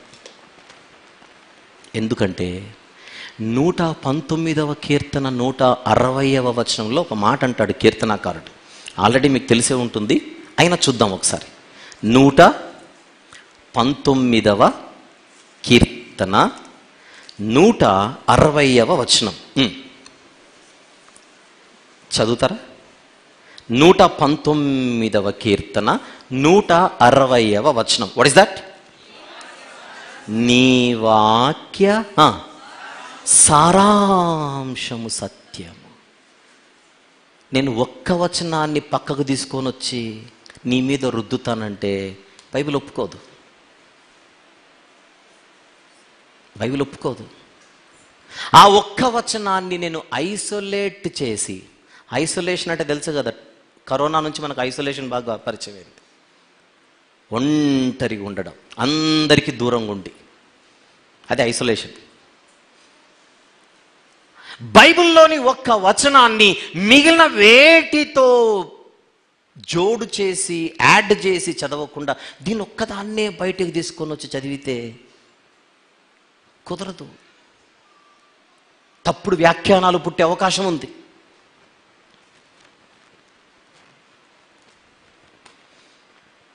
తప్పుడు వివరణలకు అది దారి తీస్తుంది. కనుక ఒకవేళ సీరియస్గా సత్యమేంటో తెలుసుకోవాలనే ఆ సీరియస్నెస్ కనుక నిజంగా మనలో ఉంటే ఖచ్చితంగా ఒకరోజు కాకపోతే ఒకరోజైనా చేయవలసిన ప్రయత్నమే. అసలు ఈ 13 అధ్యాయాలలో ఈ పత్రిక ఏం మాట్లాడుతోంది? ఈ పత్రిక యొక్క ఉద్దేశం ఏమిటి? ఈ పత్రిక వ్రాసిన గ్రంథకర్త, రైటర్, ఆయన టోన్ ఏమిటి, దీంట్లో ఆయన ఏం చెప్పాలనుకుంటున్నాడు? ఇది తెలిసిందనుకోండి, 10, 14 అనేది అసలు ఈజీగా అర్థమైపోతుంది. అంటే ఇప్పుడు మీరు హెబ్రీ పత్రిక మొత్తం వివరించబోతున్నారో కొంపదీసి గ్రంథ వివరణ ఏమైనా స్టార్ట్ అవుతుందని భయపడకండి. నేను వివరించను, మీరే వివరిస్తారు. ఇప్పుడు అది వివరించడానికంటే ముందు ఇక్కడ 10వ తరగతి పాస్ అయిన వాళ్ళు, ఇలాంటి వాళ్ళు ఉంటారు కదా, మీకు గుర్తుంటే 6th క్లాస్లో, 7th క్లాస్లో, 8th క్లాస్లో, 9th క్లాస్లో, 10th క్లాస్లో స్టోరీ రైటింగ్ అని ఒకటి ఉంటుంది. స్టోరీ రైటింగ్ మాకు గుర్తుంది అన్నోళ్ళు చేయొద్దండి. పబ్లిక్ ఎగ్జామ్స్ రాసిన వాళ్ళు ఒక స్టోరీని రాయమంటారు పరీక్షలో. స్టోరీని రాయమనడానికి ప్రశ్నపత్రంలో స్టోరీ ఇవ్వరు. ఏమిస్తారమ్మా? హింట్స్ ఇస్తారు. ఆ హింట్స్ చదివి స్టోరీ అర్థం చేసుకోవాలి. ఇప్పుడు నితీష్ మనకు కొన్ని హింట్స్ ఇస్తాడు. ఆ హింట్స్ చూసి మనకు కథ అర్థమవుతుందో లేదో చూద్దాం. చూపించు స్వర్ధరా. చూడండి, అక్కడ స్క్రీన్ మీద మీకు ఒకటి కనపడుతోంది. అవి హింట్స్. ఇంగ్లీష్లో ఉంది, నేను తెలుగులో కూడా చెప్తాను. నేను తెలుగులో కూడా చెబుతుండగా మీరు కథ అర్థమైందో లేదో చెప్పండి. అ పూర్ ఫార్మర్ అట, ఒక పేద రైతు, గెట్స్ అ వండర్ఫుల్ హెన్, ఒక మంచి అద్భుతమైన ఒక కోడి ఆయనకు దొరికిందట. మీరు కథ చెప్పాలి ఇప్పుడు అంతా విన్న తర్వాత లేజ్ అ గోల్డెన్ ఎగ్ డైలీ, కోడి అన్నాడు రోజు ఒక బంగారు గుడ్డు పెడుతుందట కోడి. ఫార్మర్ బికమ్స్ రిచ్, రైతు గొప్పడయ్యాడు. రిచర్, ఇంకా గొప్పడయ్యాడు. వాంట్స్ టు బి రిచెస్ట్, ప్రపంచంలోని అందరికంటే గొప్పడు కావాలనుకున్నాడు. కట్స్ ఇట్, కోడిని లేపేశాడు. ఫైండ్స్ నో గోల్డ్, లోపల బంగారం లేదట. అది హింట్స్ ఇచ్చాడు. ఆ హింట్స్ అన్నిటి చదివిన తర్వాత మీకు కథ అర్థమైందా లేదా చెప్పండి. ఇప్పుడు కథ రాయమంటే అనగనగా ఒక రైతు ఉండేను అంటారా స్టార్టింగ్లో. అక్కడ లేదు అనగనగా. అక్కడ అనకపోయినా మనం అనాలి అనగనగా అని. హింట్స్ చదవగానే స్టోరీ అర్థమైపోయింది చూడండి. కాకపోతే మనం చిన్నప్పుడు బంగారు బాతు అనేటోళ్ళం, ఇక్కడ బంగారు కోడి అన్నాడు అంతే. హింట్స్ చదవగానే కథ మీకు అర్థమైందా లేదని ఇంకొకసారి అడుగుతున్నా. అర్థమైంది కదా? ఇప్పుడు ఇంకొక స్టోరీ చూపిస్తాడు చూడండి. The hare laughed at the slow moving tortoise, నెమ్మదిగా కదులుతున్న తాబేలును చూసి కుందేలు నవ్విందట. The tortoise not at all ashamed of his slow pace, తన నెమ్మదితనాన్ని బట్టి తాబేలు అసలు సిగ్గుపడలేదట. Retorted that he could beat the hare in a race, పందెంలో నేను ఓడిస్తాననిందట తాబేలు. అగ్రీడ్, దానికి ఎవరో ఒప్పుకున్నారట. ద హెయిర్ వెంట అవే ఇన్ లైటింగ్ లీవ్స్, చంగున ఎగిరిందట. ఏదో ఆ రెండిట్లో ఒకటి here. The Tartus vent slowly after him. నేను అన్ని చదవాలా? మీకు కథ అర్థమైంది ఇప్పటికే? అందరికి అర్థమైంది కదా. మరి అర్థమైందని చెప్పరు, మొత్తం నా చేతితో చదివిస్తారు మీరు. తర్వాత చదువుకోండి మొత్తం. ఆ హింట్స్ చూడగానే అందరికి స్టోరీ అర్థమైందా లేదా? లాస్ట్ వరకు ఫస్ట్ స్టోరీ అర్థమైంది, సెకండ్ స్టోరీ అర్థమైంది. ముచ్చటగా మూడో story. The mice very unhappy. Mice అంటే చిట్టెలుకలు, మౌజ్ అంటే చిట్టెలుక, మైస్ అంటే చిట్టెలుకలు. చిట్టెలుకలు చాలా బాధగా ఉన్నాయట. The cat killed many of them. ఒక పిల్లి చాలా వాటిని అప్పటికే చంపేసిందట. హెల్డ్ ఎ మీటింగ్, అన్నీ ఒక మీటింగ్ పెట్టుకున్నాయి. వేరియస్ సజెషన్స్, సలహాలు చాలా వచ్చాయి. నో ప్లాన్ ప్రాక్టికబుల్, సలహాలు ఏమి బాగా వచ్చాయి కానీ కుదరలేదు. Young Mau suggested that a bell should be tired round that cats neck. పిల్లి మెడలో గంట వేస్తే పోలా, గంట బెల్ వేస్తే పోలా అని ఒక యంగ్ చిట్టెలుక చెప్పిందట. పిల్లి మెడలో గంట వేస్తే ఆ పిల్లి ఎప్పుడు వస్తున్నా మనకు సౌండ్ వినపడుతుంది కదా అని ఒక యంగ్ చిట్టెలుక చెప్పేసరికి అబ్బో అందరూ ఓ విజిల్ వేశారట. అక్కడ ఉంది. అందరూ అయిపోయిన తర్వాత ఇంకా పిల్లి భరతం పట్టొచ్చు అనంత అయిపోయిన తర్వాత చివరిన ముసలేలుక ఒకటి వచ్చిందట చిట్టెలుక. అప్పుడు ఆ చిట్టెలుక వచ్చి asked who was going to tie the bell round the cat's neck. అంటే ఇంతకు పిల్లి మెడలో బెల్ ఎవడేస్తాడు అని అడిగిందట ముసలి ఎలుకకి వచ్చేసి. ఆ ముక్క వినగానే ఏ ఎలుక లేదట సీన్లో ఇప్పుడు అక్కడ. ఎందుకు? పిల్లి మెడలో గంటేస్తే పోలా అని ఒకటి చెప్పేసరికి అన్ని చప్పట్లు కొట్టాయి. ఎవడేస్తాడు అని ముసలిలు కరిగేసరికి ఎవడు రాలేదట ముందుకి. ఇప్పుడు మీకు స్టోరీ అర్థమైందా లేదా? ఇందులోని నీతి ఏమిటి? సలహాలు ఎవడైనా ఇస్తాడు, పాటించొద్దు. అది పాయింట్. అక్కడ అన్ని సలహాలు పాటించదగినవి కాదు అనేది ఇక్కడ పాయింట్ ఓవరాల్గా. ఇప్పుడు నేను మీకు 3 స్టోరీలకు సంబంధించిన హింట్స్ ఇచ్చాను. స్టోరీలు అర్థమయ్యా లేదా చెప్పండి. అర్థమయ్యాయా? మాకు 3 కథలు అర్థమయ్యాయి అన్నోళ్ళు చేయొద్దండి. Very good. అదే మాట మీద ఉండండి. ఇప్పుడు నితీష్ రెడీగా ఉన్నాడు. మనకు 4వ దానికి సంబంధించిన హింట్స్ ఇస్తాడట. ఎన్ని హింట్స్ ఇస్తాడో చెప్పనా? అక్షరాల 44 హింట్స్ ఇస్తాడు. ఇప్పుడు అవి పట్టుకొని నాకు ఒకసారి మీరే విషయం చెప్పండి. ఇందాకైనా ఇంగ్లీష్లో చూపించాడు, ఇప్పుడు మన భాషలో చూపిస్తాడు, తెలుగులో. చూపించండి సార్. మొదటి హింట్, హెబ్రీ పత్రిక 2:1 రైటర్ గారు ఏదో చెబుతున్నారు. చదవండి అందరూ ఒకసారి. కావున మనము వినిన సంగతులను విడిచిపెట్టి కొట్టుకొని పోకుండునట్లు వాటి యందు మరి విశేష జాగ్రత్త కలిగి ఉండవలెను. హింట్ నంబర్ 1 అది. ఎక్స్క్యూజ్ మీ, రైటర్ ఏం చెబుతున్నాడు? రీడర్స్కి రైటర్ ఏం చెబుతున్నాడు? విన్న సంగతులు విడిచిపెడితే ఏం జరుగుతుంది? కొట్టుకొని పోతాం గనుక జాగ్రత్త. ఎక్స్క్యూజ్ మీ, అలా మీకు ఇప్పుడు దీంతో కలిపి 44 చూపిస్తాడు, 13 అధ్యాయాలకు సంబంధించి. మీరందరూ గమనించవలసింది, రచయిత గారు చదివే పాఠకులకు కొంపదీసి హెచ్చరికలు ఏమైనా జారీ చేస్తున్నాడా? తేడా వస్తే క్రైస్తవ జీవితాన్ని మీరు నిర్లక్ష్యం చేస్తే కోల్పోతారు, జాగ్రత్త అన్న మెసేజ్ ఏమైనా ఇస్తున్నాడేమో చూడండి ఒకసారి. చెక్. 2వ అధ్యాయం 1వ వచనం. యాక్చువల్లీ 3వ వచనం కూడా చూపించగలవా? చూపించు. 2వ అధ్యాయంలోనే 3వ వచనం ఏముంది అక్కడ? ఇంత గొప్ప రక్షణను మనము నిర్లక్ష్యము చేసిన ఎడల ఎలాగు తప్పించుకుందాము? వార్నింగా కాదా?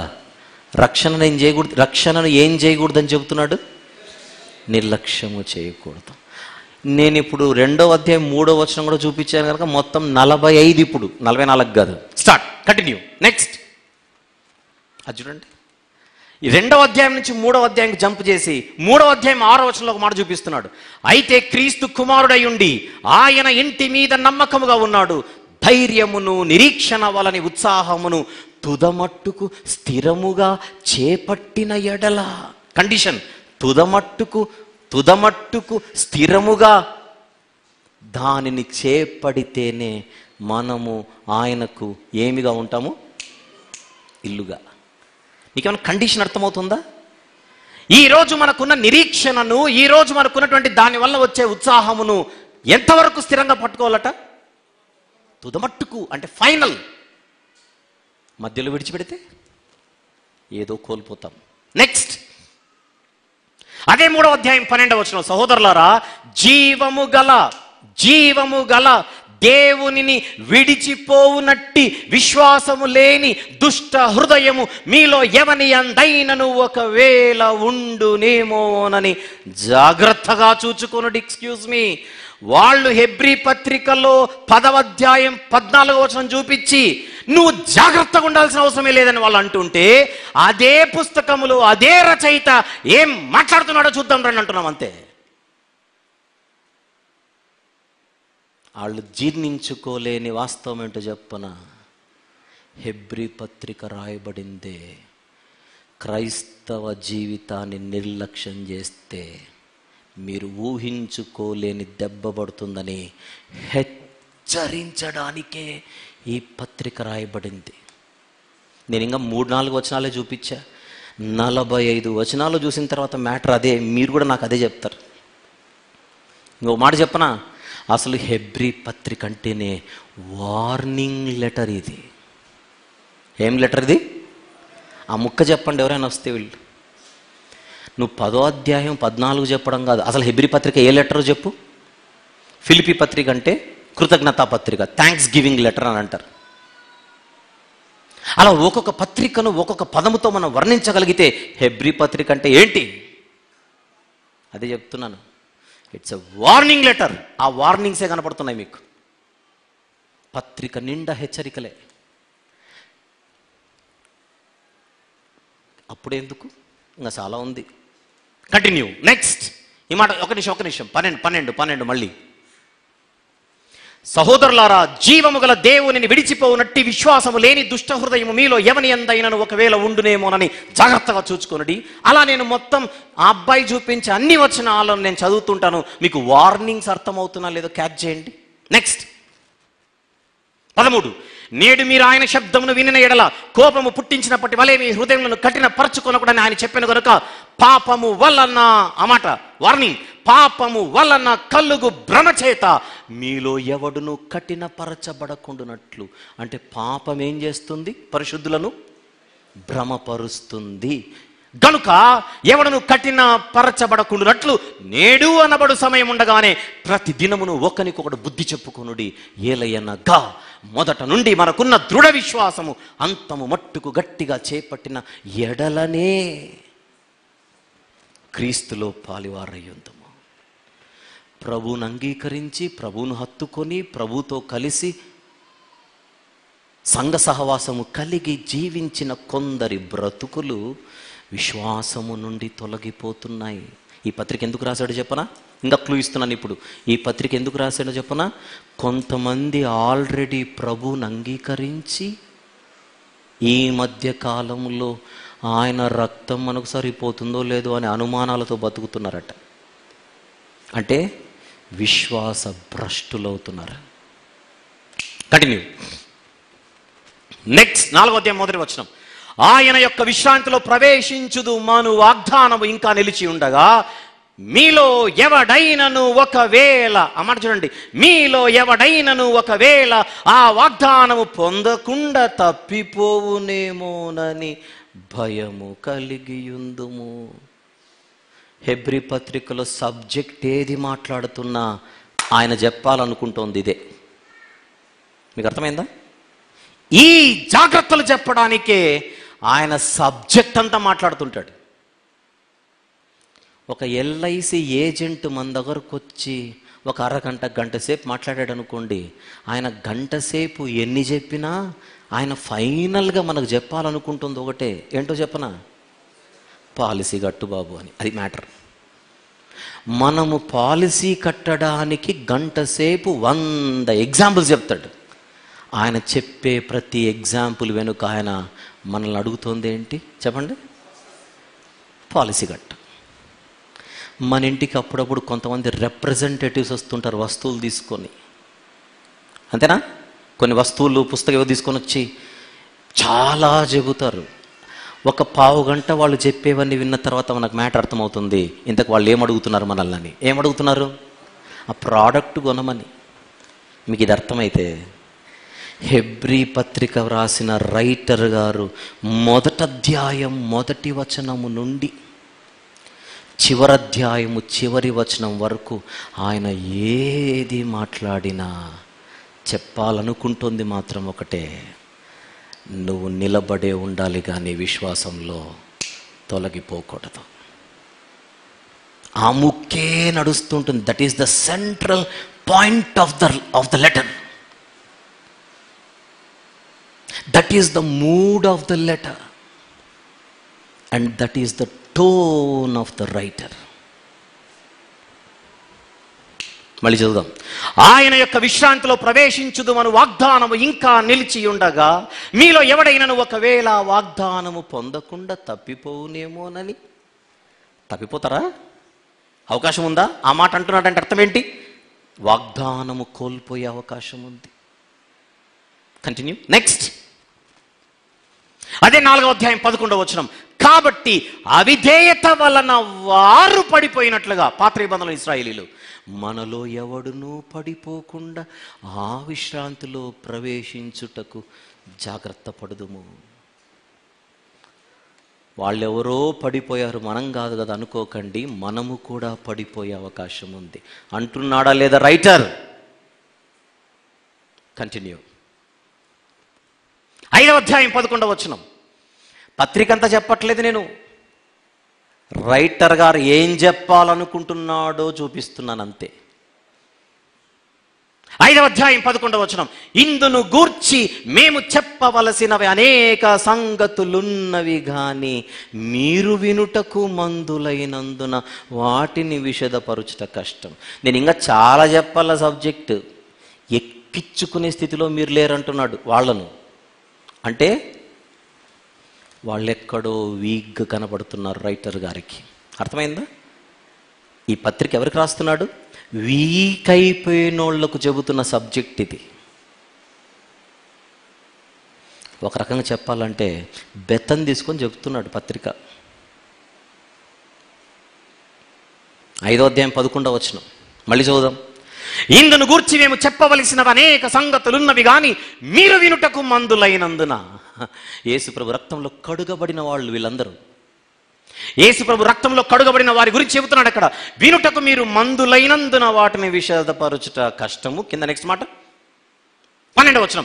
కాలమును బట్టి చూచితే మీరు బోధకులుగా ఉండవలసిన వారై ఉండగా దేవోక్తులలో మొదటి మూల పాఠములను ఒకడు మీకు మరలా బోధింపవలసి వచ్చెను. మీరు పాలు త్రాగవలసిన వారే గాని బలమైన ఆహారము తినగలవారు కారు. అంటే మీరు సేఫ్ అంటున్నాడా, జాగ్రత్త అంటున్నాడా? ఆ మాటలను బట్టి చెప్పండి. కాలమును బట్టి చూచితే మీరు ఏ స్టాండర్డ్లో ఉండాలి, ఏ స్టాండర్డ్లో ఉన్నారు మీరు ఇప్పుడు?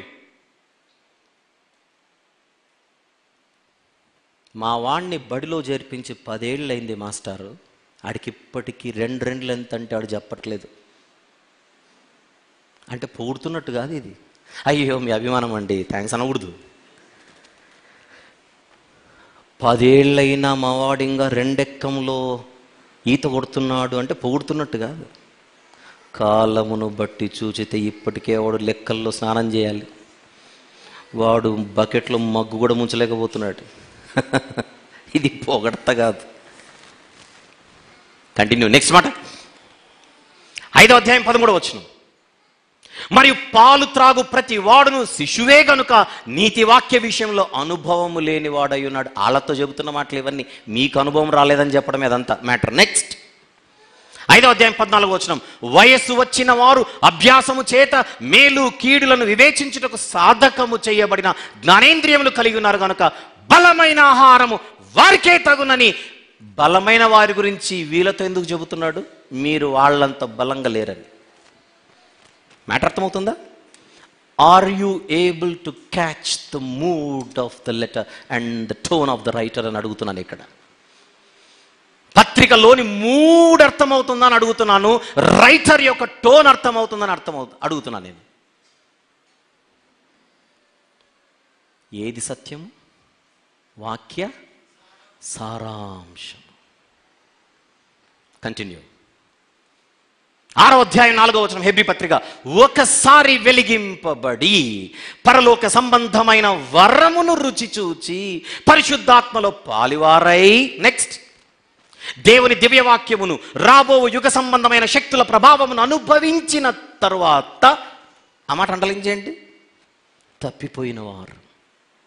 అంటే ఆల్రెడీ ప్రభులోనికి వచ్చి ఈయన ఎవరికైతే వ్రాస్తున్నాడో వారిలో కొంతమంది ఏమైపోయారట చెప్పండి? తప్పిపోయారు. తప్పిపోయిన వారు తమ విషయంలో దేవుని కుమారుని మరలా సిలువ వేయచ్చు బాహటముగా ఆయన అవమానపరచుచున్నారు గనుక మారు మనసు పొందునట్లు అట్టి వారిని మరలా నూతన పరుచుట సాధ్యం.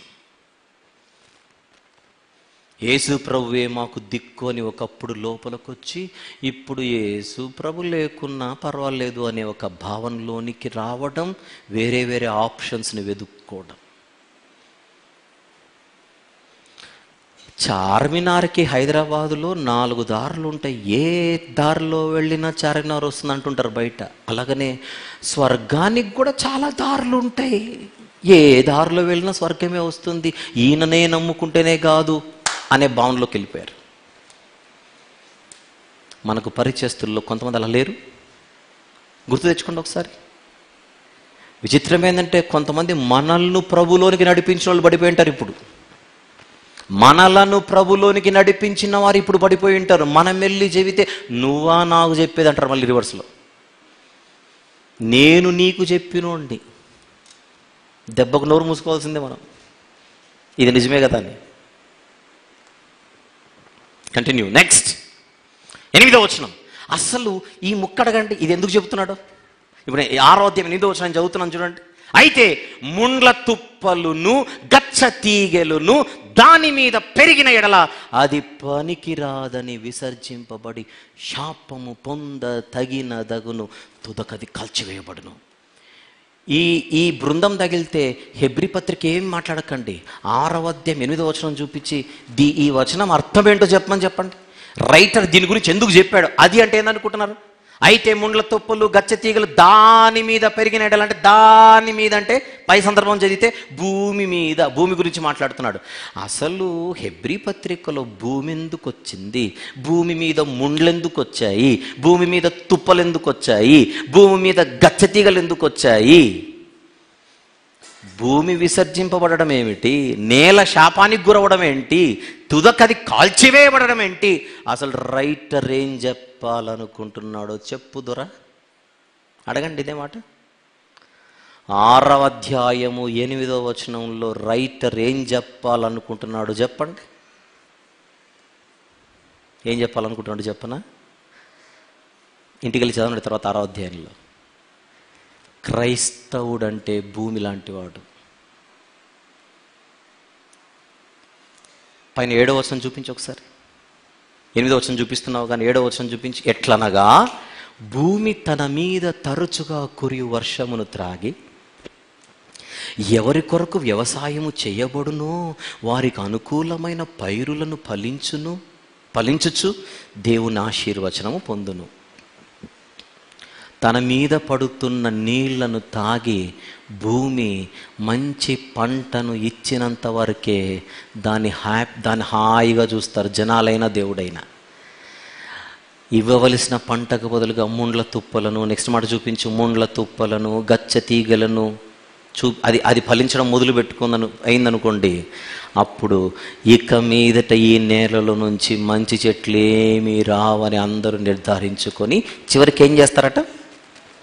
కాల్చివేస్తారు. ఆయన చెప్తాలనుకుంటుంది అగ్రికల్చర్ గురించి కాదు, అక్కడ మన కల్చర్ గురించి.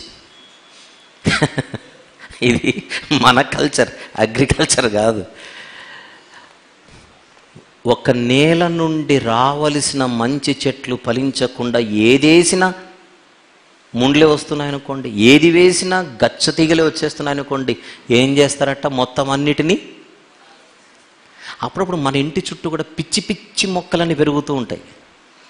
చూసి చూసి చూసి ఒకరోజు ఏం చేస్తాం? అన్నిటినీ నరికేసి అగ్గిపెట్ట తెచ్చి కాల్చేయడమే. ఈ ముక్క హెబ్రీయులకు ఎందుకు చెప్పాడు చెప్పనా? దేవుడు తన కృప అనేటువంటి వర్షాన్ని మీ మీద కుమ్మరిస్తున్నాడు. నిలబెట్టుకొని సచ్చారా సావకుండా ఉంటారు. కృప అనే వాన కురుస్తున్న కృపను నిలబెట్టుకోకపోతే ఏదో ఒకరోజు ఏం చేస్తాడు ఆయన? ఇక నువ్వు పనికిరావు అని సర్టిఫికెట్ రాసి విసర్జించి శపించి చివరికి ఏం చేస్తాడట? కాల్చేస్తాడు. అంత పెద్ద టోన్తో రైటర్ గారు ఇంత వార్నింగ్లు ఇస్తుంటే ఆ పత్రిక తీసుకున్నా నువ్వు నాకు చెప్పేది మనము సేఫ్ అని. 2020 ఆడితే కుదరదు, టెస్ట్ మ్యాచ్ ఇది. 2020 కూడా 10-14 ఇది 2020 కూడా కాదు, 10-14 అట. కంటిన్యూ చేయి నెక్స్ట్. ఆ మాట చూడండి 11వ వచనం. మీరు మందులు కాక విశ్వాసము చేతను ఓర్పు చేతను వాగ్దానములను స్వతంత్రించుకొని వారిని పోలి నడుచుకొనున్నట్లుగా మీలో ప్రతివాడును మీ నిరీక్షణ పరిపూర్ణమగు నిమిత్తము మీరిది వరకు కనుపరిచిన ఆసక్తిని తుదమట్టుకు కనుపరచవలెనని అపేక్షించుచున్నాము. అంటే ఇంతకు ముందున్న ఆసక్తి ఇప్పుడు మీకు లేదు.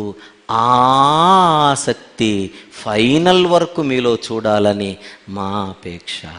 ఆ మాటలో గ్రంథకర్త ఉద్దేశం ఏంటి? ఇంతకు ముందు ఉన్నట్టుగా ఇప్పుడు లేరు మీరు. కంటిన్యూ 10వ అధ్యాయం 12వ వచనం. అదేనా తమరు చూపించవలసింది? ఒక్కసారి ఆలోచించుకో. ఏం చూపించావు ఇప్పుడు? 6వ అధ్యాయం.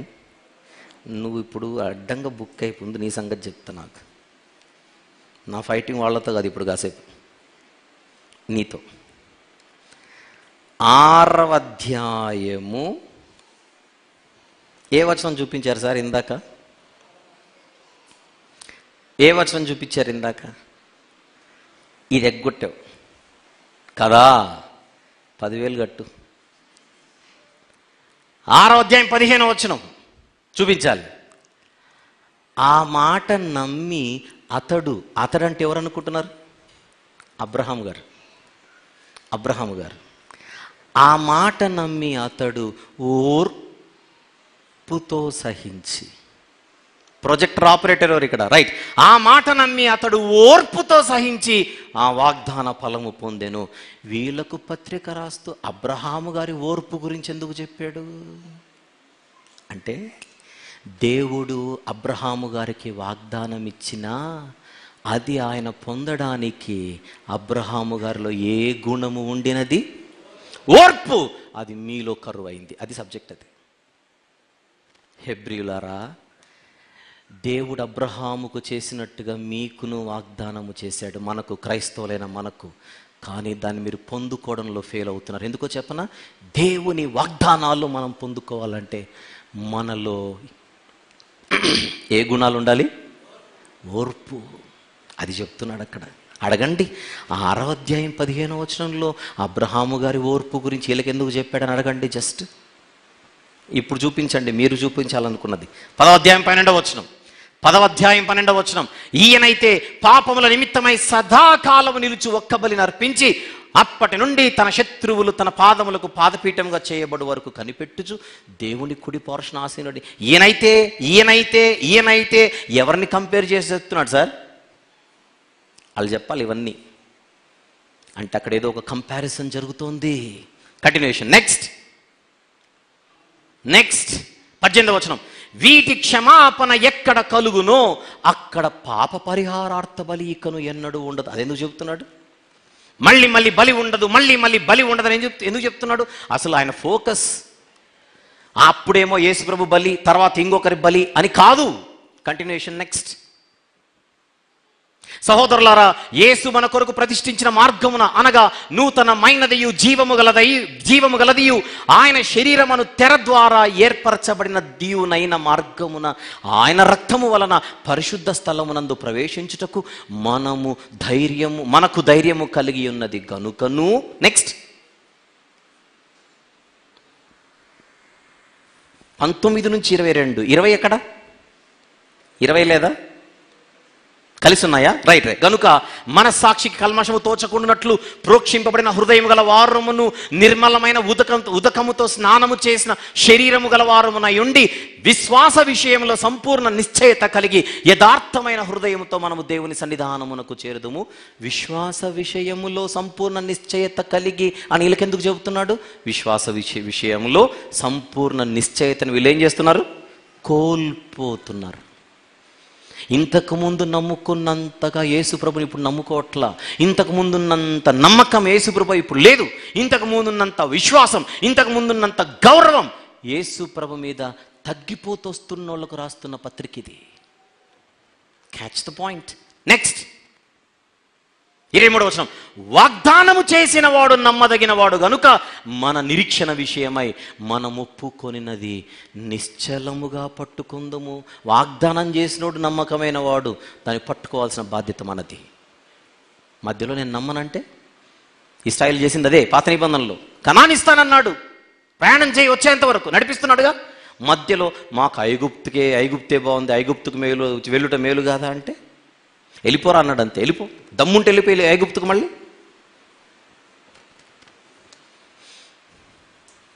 వాగ్దానం చేసిన వాడి దగ్గర ప్రాబ్లం లేదు, దాన్ని పట్టుకోవడంలో ప్రాబ్లం మన దగ్గర ఉంది అంటున్నాడు, వీళ్ళ దగ్గర ముఖ్యంగా. నెక్స్ట్ 24. కొందరు మానుకొనుచున్నట్టుగా. ఆ మాట మీకు అర్థమైపోవాలి. ఎవరికైతే ఈ పత్రిక రాస్తున్నాడో వారిలో కొందరు ఏం చేస్తున్నారు? మానుకొనుచున్నారు. ఏమిటి? సమాజముగా కూడుట మానక. ఎందుకు కూడుకోవడం మానేస్తున్నారు? నమ్మకం తక్కువై. ప్రభు మీద నమ్మకం తక్కువై కొందరు మానుకొనుచున్నట్టుగా సమాజముగా కూడుట మానక ఒకరినొకడు హెచ్చరించుచు ఆ దినము సమీపించుట మీరు చూచిన కొలది మరి ఎక్కువగా అలాగు చేయొచ్చు ప్రేమ చూపుటకును సత్కార్యములు చేయుటకును ఒకరినొకడు పురికొల్పవలెనని ఆలోచింతుము. కంటిన్యూ చేయంక 26వ వచనం, మనము సత్యమును గూర్చి అనుభవ జ్ఞానము పొందిన తరువాత బుద్ధిపూర్వకంగా పాపము చేసిన ఎడల పాపములకు బలీకను ఉండదు. అంటే బుద్ధిపూర్వకంగా పాపాలు చేసే అవకాశం ఉందంటున్నాడా లేదంటున్నాడా? ఉంది. వాళ్ళు చేస్తున్నారు అదే, తెలిసి తెలిసి చేస్తున్నారు తప్పు. నెక్స్ట్, న్యాయపు తీర్పునకు భయముతో ఎదురు చూచుటయు విరోధులను దహింపబో తీక్షణమైన అగ్నియు ఇకను ఉండును. లోపలికొచ్చి తప్పిపోతే ఇక నీకోసం బలి ఉండదు, ఇక దహించు అగ్ని తీర్పు. నెక్స్ట్ 28వ వచనం, ఎవడైనను మోషే ధర్మశాస్త్రమును నిరాకరించిన ఎడల 2-3 సాక్షుల మాట మీద కనికరింపకుండా వాని చంపించుదురు. ఏం చెప్తున్నాడు చెప్పనా? పాత నిబంధన ధర్మశాస్త్రాన్ని నువ్వు నిర్లక్ష్యం చేస్తేనే ఆ రోజుల్లో నీకు శిక్ష తప్పలేదు. నెక్స్ట్ 29, ఇట్లుండగా, అర్థమైందా? మోషే ధర్మశాస్త్రాన్ని మీరితేనే నిన్ను విడిచిపెడితే ఇట్లుండగా దేవుని కుమారుని పాదములతో త్రొక్కి తాను పరిశుద్ధ పరచబడుటకు సాధనమైన నిబంధన రక్తమును అపవిత్రమైనదిగా ఎంచి కృపకు మూలమగు ఆత్మను తిరస్కరించిన వాడు ఎంత ఎక్కువైన దండనకు పాత్రుడుగా ఎంచబడునని మీకు తోచును. పాత నిబంధనలు ఇశ్రాయేలులకు మోషే గారి ద్వారా ధర్మశాస్త్రం ఇవ్వబడితే ధర్మశాస్త్రము పొందినవాడు, ధర్మశాస్త్రానికి జైగొట్టినవాడు, ధర్మశాస్త్రానికి లోబడతానని మాటిచ్చినవాడు మధ్యలో దాన్ని మీరితే, మోషే ధర్మశాస్త్రాన్ని మీరితేనే వదలని దేవుడు క్రొత్త నిబంధనను అతిక్రమించి బతుకుతానంటే ఎలా వదులుతాడనుకుంటున్నారా మీరు అంటున్నాడు. నేను ఇంకా చదివించలేదు కానీ 2వ అధ్యాయంలో కూడా ఆయన ఆర్గ్యుమెంట్ అదే. దేవదూతల ద్వారా స్థిరపరచబడిన వాక్యాన్ని నిర్లక్ష్యం చేసినప్పుడు వదలకపోతే ఇంత గొప్ప రక్షణను మనము నిర్లక్ష్యము చేసిన ఎడల ఎలాగో తప్పించుకుందాము. అది ఆర్గ్యుమెంట్. ఆర్గ్యుమెంట్ ఇక్కడ మళ్ళీ నేను 10వ అధ్యాయం చదువుతూ 2వ అధ్యాయాన్ని నేను గుర్తుకు తెచ్చుకుంటున్నానంటే పత్రిక మొత్తాన్ని కలిపి చదవాలి, కానీ ముక్కలు చదివితే విషయం కూడా ముక్కలే అర్థమవుతుంది. ఇది చదవగానే నాకు ఏం స్ట్రైక్ అయింది? 2వ అధ్యాయం స్ట్రైక్ అయింది. అంటే రైటర్ గారు ప్రారంభము నుంచి ఒకే పాయింట్ మీద ఉన్నాడు. ఆయన లైన్ అదే, కంటిన్యూషన్. నెక్స్ట్ 30, పగ తీర్చుట నా పని. ఇంత పెద్ద మాట దేవుని గురించి చెప్పేటప్పుడు ఈలతో ఎందుకు చెప్పాడు? నేనే ప్రతిఫలమిత్తుననియు మరియు ప్రభువు, అమాట చూడండి, తన ప్రజలకు తీర్పు తీర్చునని చెప్పిన వానిని ఎరుగుదుము కదా. ఎవరికుందంట తీర్పు? ఆయన ప్రజలకు కూడా తీర్పు ఉంది. ఆయన ప్రజలు ఎవరింతకు? సిలువ దగ్గరకు వచ్చి ఆయన సొత్తైన ప్రజలని మెడలో ట్యాగ్ వేసుకున్న వాళ్ళందరూ ఎవరు? మనమే. పాత నిబంధనలు అయితే ఇశ్రాయేలీలు, కొత్త నిబంధనలు అయితే క్రైస్తవులు. మనకు కూడా తీర్పు ఉందా? తోక జాడిస్తే ఉంది. సరిగ్గుంటేనే తీర్పును దాటుతాం, లేకపోతే నిలబెడతాడు. నెక్స్ట్ జీవము గల దేవుని చేతిలో పడుట భయంకరము. అసలు ప్రాబ్లమే లేని వాళ్ళకి ఈ మాటలు ఎందుకు? మీరు ఆలోచించండి. జనరల్గా ప్రాబ్లమే లేని వాళ్ళకి చెప్పే మాటలు ఇవన్నీ. ప్రారంభ అధ్యాయాల నుంచి 10వ అధ్యాయం వరకు ప్రయాణం చేస్తే లైన్ అంతా ఒకటే కనపడుతోంది. కంటిన్యూషన్ 32, అయితే మీరు వెలిగింపబడిన మీదట శ్రమలతో కూడిన గొప్ప పోరాటము సహించిన పూర్వపు దినములు జ్ఞాపకము తెచ్చుకున్నాడు. ఎందుకు చెప్తున్నాడు ఈ ముక్క? చెప్పండి, ఈ ముక్క ఎందుకు చెప్తున్నాడు? అసలు ఒకప్పుడు మీరు భలే ఉండేవాళ్ళు కదా, ఏం పోయే కాలం వచ్చింది, ఇట్లా తయారయ్యారు. అది మ్యాటర్ అక్కడ.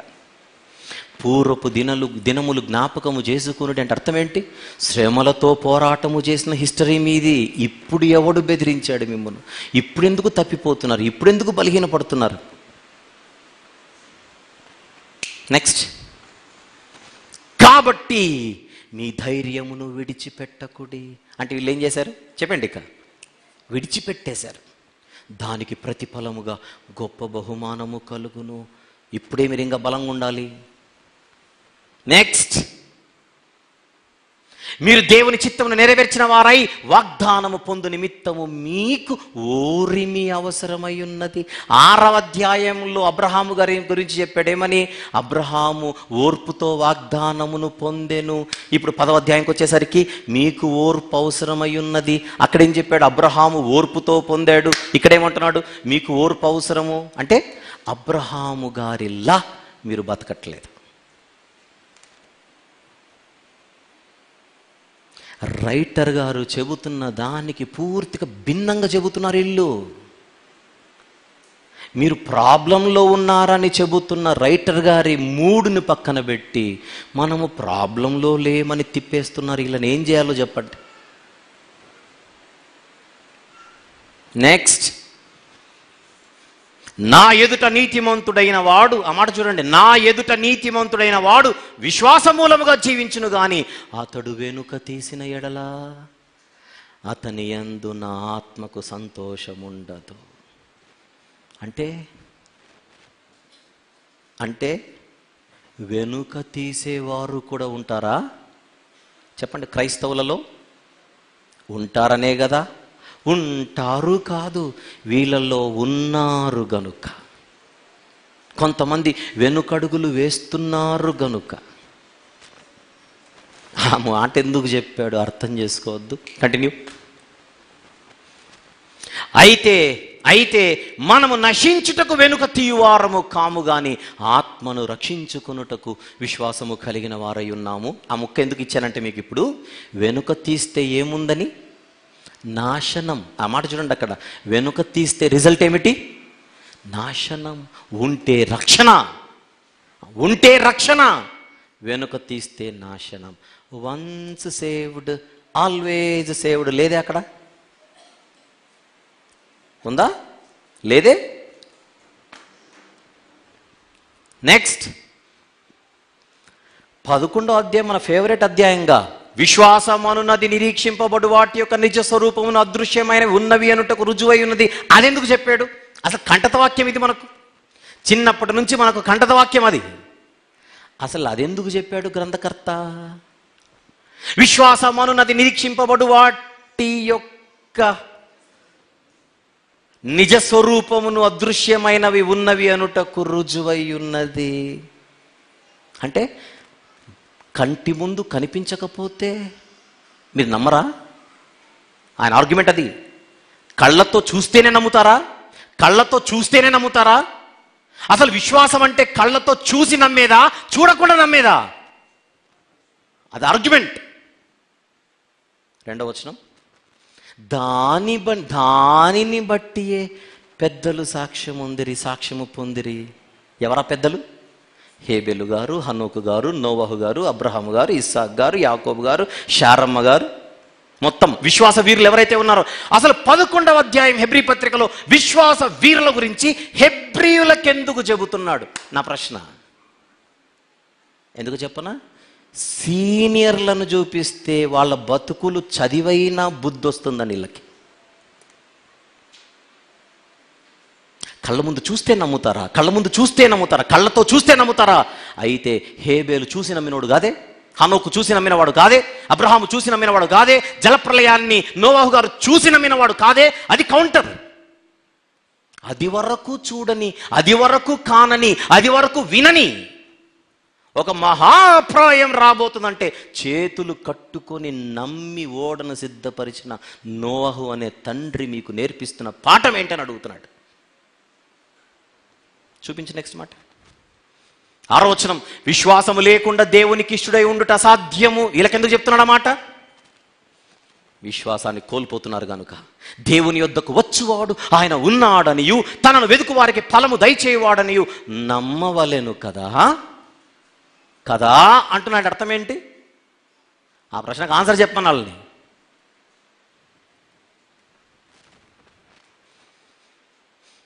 దారి తప్పుతున్న హెబ్రీయులకు బెత్తము తీసుకొని రాస్తున్న పత్రిక ఇది. నెక్స్ట్, ఎక్స్క్యూజ్ మీ, నేను 11వ అధ్యాయం అంతకంటే ఎక్కువ రాయలా, ఎందుకంటే ఇంకా టైం సరిపోదని. క్లూ ఇచ్చాను. విశ్వాస వీరుల గురించి వీళ్ళకెందుకు చెబుతున్నాడంటే బుద్ధి రావడానికి. 12వ అధ్యాయం 1వ వచనం. ఇంత గొప్ప సాక్షి సమూహము మేఘము వలె మనల్ని ఆవరించి ఉన్నందున, నెక్స్ట్ మాట, మనము కూడా ప్రతి భారమును సులువుగా చిక్కులు పెట్టు పాపమును విడిచిపెట్టి, అంటే సులువుగా పాపాల్లో వీళ్ళు పడిపోతున్నారండి. సులువుగా చిక్కులు పెట్టు పాపమును విడిచిపెట్టి విశ్వాసమునకు కర్తయు దానిని కొనసాగించువాడైన యేసు వైపు చూచుచు మన ఎదుట ఉంచబడిన పందెములో ఓపికతో పరిగెత్తుదుము. ఆయన తన ఎదుట ఉంచబడిన ఆనందము కొరకై అవమానమును నిర్లక్ష్యపెట్టి సిలువను సహించి దేవుని సింహాసనం యొక్క కుడి పార్శ్వమున ఆసీనుడై ఉన్నాడు.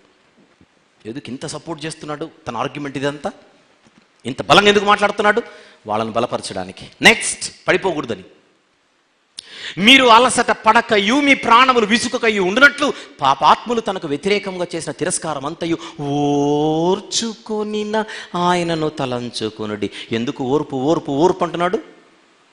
అది వీళ్ళలో లేక బలహీనులై వెనక్కెళ్ళిపోతున్నారు కనుక. కారణం ఏదైనా సరే. నెక్స్ట్, మీరు పాపముతో పోరాడుటలో రక్తము కారునంతగా ఇంకా దాన్ని ఎదిరింపలేదు. అంత ఓవర్ బిల్డప్ ఇవ్వకని అంటున్నాడు. చిన్న చిన్న వాటికే అబ్బో శ్రమలు, అబ్బో కష్టాలు, అందుకే నాకు ఇది వద్దు, అంత పెద్ద పెద్ద పెద్ద డైలాగులు మనకు సెట్గా ఉంటున్నాడు ఆయన. ఎందుకు? పాపంతో పోరాడిన వాళ్ళ చరిత్ర ఏంటో చూడమంటున్నాడు. నెక్స్ట్, మరియు నా కుమారుడా, ప్రభువు చేయు శిక్షను ధృవీకరించకము, ఆయన నిన్ను గద్దించినప్పుడు విసుకకము. ప్రభువు తాను ప్రేమించి వానిని శిక్షించి తాను స్వీకరించి ప్రతి కుమారుని దండించును అని కుమారులతో సంభాషించినట్లు మీతో సంభాషించు. ఆయన హెచ్చరికను మరచితిరి. అంటే ఆల్రెడీ మిమ్మల్ని దారిలోనికి తీసుకొని రావడానికి ప్రభు గద్దించడం మొదలుపెట్టాడు, శిక్ష వేయడం మొదలుపెట్టాడు. ఆల్రెడీ మీరు ఆ శిక్షలో ఉన్నారు, కానీ మీరు దాన్ని ప్రశ్నిస్తున్నారు. ఎందుకు దేవుడు మమ్మల్ని శిక్షిస్తున్నాడు? ఏం తప్పు చేశాం? అద్దో మీ మంచి కోసమే దేవుడు ఆల్రెడీ దెబ్బేస్తున్నాడు అంటున్నాడు. నెక్స్ట్, హెచ్చరికను మరచితిరి, శిక్షాఫలము పొందుటకై మీరు సహించుచున్నారు. దేవుడు కుమారులుగా మిమ్మల్ని చూచుచున్నాడు. తండ్రి శిక్షింపని కుమారుడు ఎవడు? నెక్స్ట్, కుమారులైన వారందరూ శిక్షలో పాలు పొందుచున్నారు. మీరు పొందని ఎడల దుర్బీజులే కానీ కుమారులు గారు. ఆర్గ్యుమెంట్ మీరు ఫీల్ అవుతున్నారా? పత్రికలో ఒక వాదన టోన్ ఫీల్ అవుతున్నారా? అసలు మమ్మల్ని ఎందుకు శిక్షిస్తాడంటే ఆయన? ఏం తప్పు చేశాం అంటున్నారు వాళ్ళు. అంత అవసరం లేదు. మీ ఇంట్లో మీ అమ్మ నాన్నే బెత్తం తీసుకుంటారు కదా మీ మీద, ఆయన బెత్తం తీసుకున్నాడంటే ఏదో కారణం ఉంటుంది, మంచి కోసమే. నెక్స్ట్, మరియు శరీర సంబంధులైన తండ్రులు మనకు శిక్షకులై ఉండిరి, వారి యందు భయభక్తులు కలిగి ఉంటే అట్లయితే ఆత్మలకు తండ్రి అయిన వారికి మరి ఎక్కువగా లోబడి బ్రతకవలెను కదా. దేవునికి దూరం అవుతున్న వారికి చెబుతున్న మాటలు ఇవన్నీ. నెక్స్ట్, వారు కొన్ని దినముల మట్టుకు తమకిష్టం వచ్చినట్టు మనల్ని శిక్షించిరి కానీ మనము తన పరిశుద్ధతలో పాలు పొందవలెనని మన మేలు కొరకే, ఆ మాట చూడండి, మనము తన పరిశుద్ధతలో పాలు పొందవలెనని మన మేలు కొరకే ఆయన శిక్షించుచున్నాడు. ఆ ముక్క అర్థం చేసుకోండి ఒకసారి. తన పరిశుద్ధతలో పాలు పొందవలెనని మన మేలు కొరకే శిక్షించుచున్నాడంటే ఆల్రెడీ వీళ్ళు ఎక్కడున్నారు? తిరోగమన స్థితిలో ఉన్నారు. పురోగ పరిశుద్ధతలో ఉండవలసిన వారు కాస్త తిరోగ పరిశుద్ధతలో ఉన్నారు, అంటే కోల్పోతున్నారు. ఎక్కడ వీళ్ళు పరిపూర్ణ పరిశుద్ధతను కోల్పోతారేమోనని దేవుడే ఏం చేస్తున్నాడట? మేలు కొరకు శిక్షిస్తున్నాడట. ఫెయిల్ అయ్యేవాడికి దెబ్బలు పడతాయా, పాస్ అయినోడికా? జనరల్గా చెప్పండి, అదే అలా పరిస్థితి. నెక్స్ట్,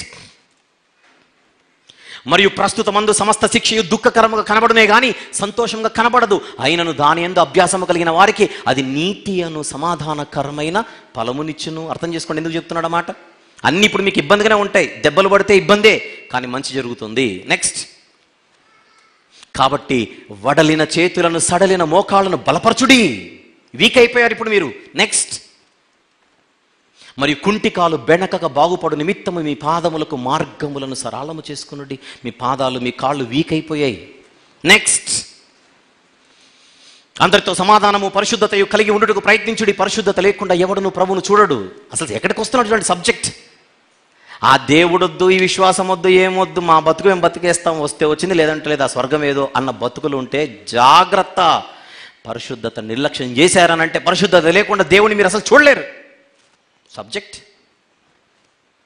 నెక్స్ట్, మీలో ఎవడైనను దేవుని, ఈ మాట చూడండి, మీలో ఎవడైనను దేవుని కృపను పొందకుండా తప్పిపోవునేమోనని.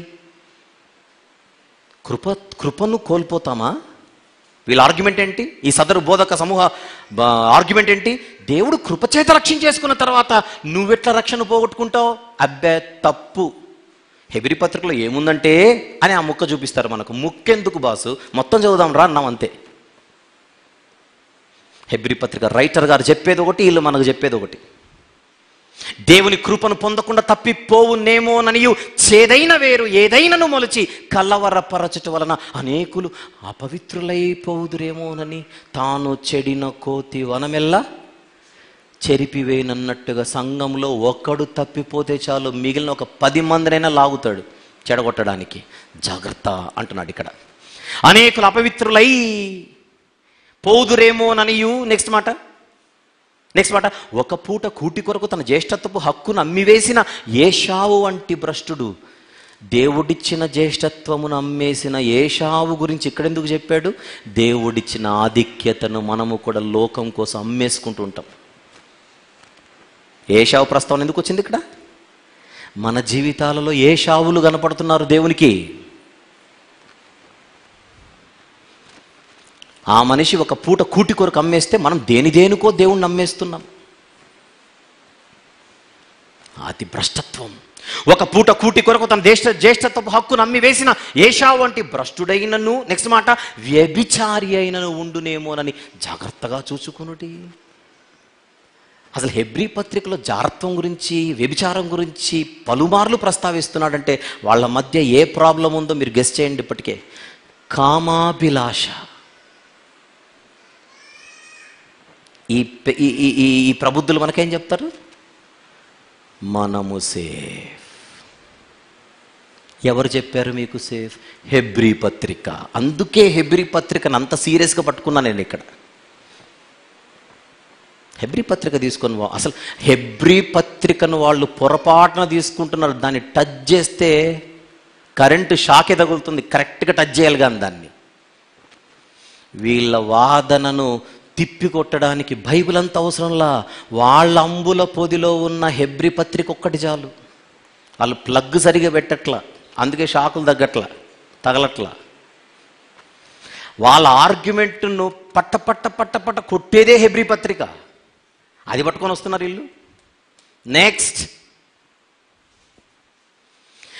మీకు బుద్ధి చెప్పుచున్న వారిని నిరాకరింపకుండానట్లు చూచుకునుడి. ఆల్రెడీ వాళ్ళకి బుద్ధి చెప్పేటోళ్ళు ఉంటే అలా నిరాకరిస్తున్నారు వీళ్ళు. వారు భూమి మీద నుండి బుద్ధి చెప్పిన వారిని నిరాకరించినప్పుడు తప్పించుకొనకపోయిన ఎడల పరలోకం నుండి బుద్ధి చెప్పుచున్న వారిని విసర్జించు మనము తప్పించుకొనకపోవుట మరి నిశ్చయము కదా. పరలోకం నుంచి దేవుడు ఆల్రెడీ హెచ్చరిస్తున్నట్ట వీళ్ళని. పరలోకము నుండి హెచ్చరికలు వస్తుంటే నిర్లక్ష్యము చేస్తే తప్పించుకుంటామా? హెచ్చరిక కనబడట్ల మాట. పరలోకము నుండి బుద్ధి చెప్పువాని నిరాకరిస్తే జాగ్రత్త. నెక్స్ట్, అందువలన మనము నిశ్చలమైన రాజ్యమును పొంది దైవ కృప కలిగి యుందుము. ఆ కృప కలిగి వినయ భయభక్తులతో దేవునికి ప్రీతికరమైన సేవ చేయుదుము. ఏలయనగా మన దేవుడు దహించు అగ్ని అయి ఉన్నాడు. ఈ ముక్క వీళ్ళకెందుకు చెప్పాలి? దేవుడు దహించు అగ్ని వీళ్ళకెందుకు చెప్పాలి? చెప్పండి.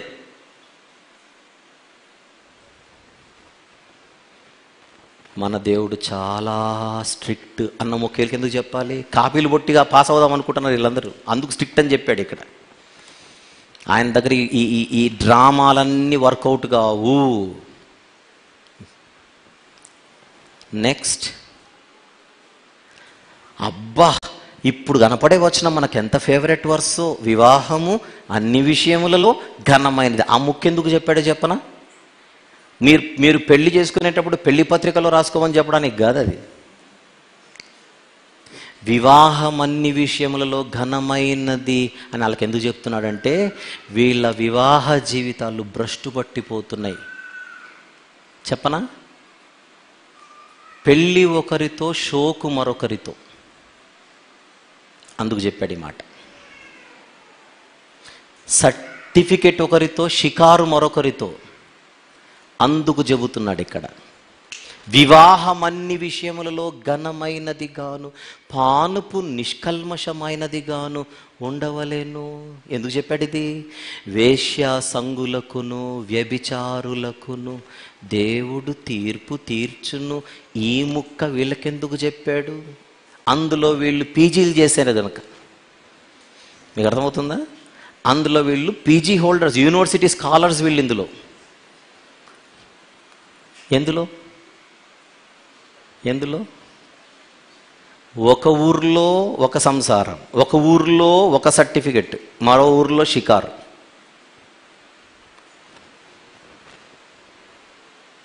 సొమ్ము ఒక చోట, షోకు మరొక చోట.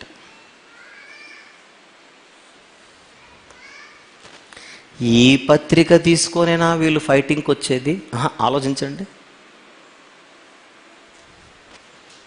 నెక్స్ట్, నానా విధములైన అన్యబోధల చేత త్రిప్పబడకుడి. అంటే వీళ్ళని చెడగొట్టేటోళ్ళు ఆల్రెడీ ఎంటర్ అయ్యారు. ఆ బోధలు వినే వీళ్ళు చెడిపోయారు. జాగ్రత్త అంటున్నాడు.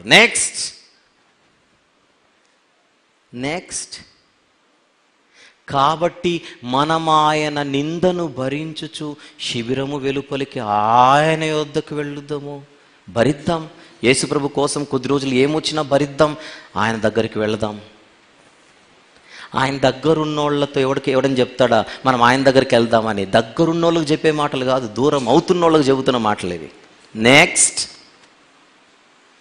నిలువరమైన పట్టణము మనకి ఇక్కడ లేదు కానీ ఉండబోచున్న దానికోసం ఎదురు చూచుచున్నాము గనక ఈ లోకంలో ఉన్న వాటి కోసం ఆశించకండి. నెక్స్ట్, కాబట్టి ఆయన ద్వారా మనము దేవునికి ఎల్లప్పుడూ స్తుతియాగం చేయదు అనగా ఆయన నామమును ఒప్పుకొనుచు జిహ్వాఫలము అర్పించుదుము. జిహ్వాఫలం అంటే ఒప్పుకోవడం.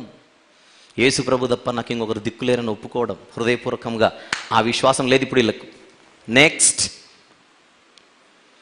మీ పైన నాయకులుగా ఉన్నవారు లెక్క ఒప్పచెప్పవలసిన వారి వల్ల మీ ఆత్మలను కాయచున్నారు. వారు దుఃఖముతో ఆ పని చేసిన ఎడల మీకు నిష్ప్రయోజనము గనక దుఃఖముతో కాక ఆనందముతో చేయునట్లు వారి మాట విని వారికి లోబడి ఉండుడి. ఈ మాట ఎందుకు చెప్పాడు? వినట్లేదు, లోబడి ఉండట్లేదు కనుక. నెక్స్ట్,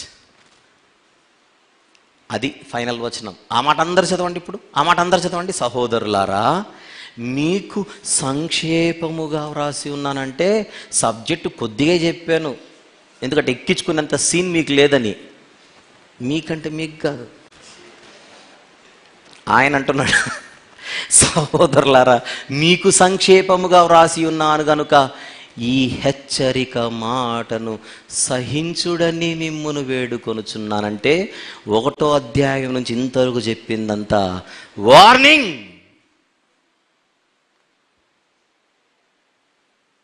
ఏం లెటర్ ఇది? Warning letter, good morning letter కాదు ఇది.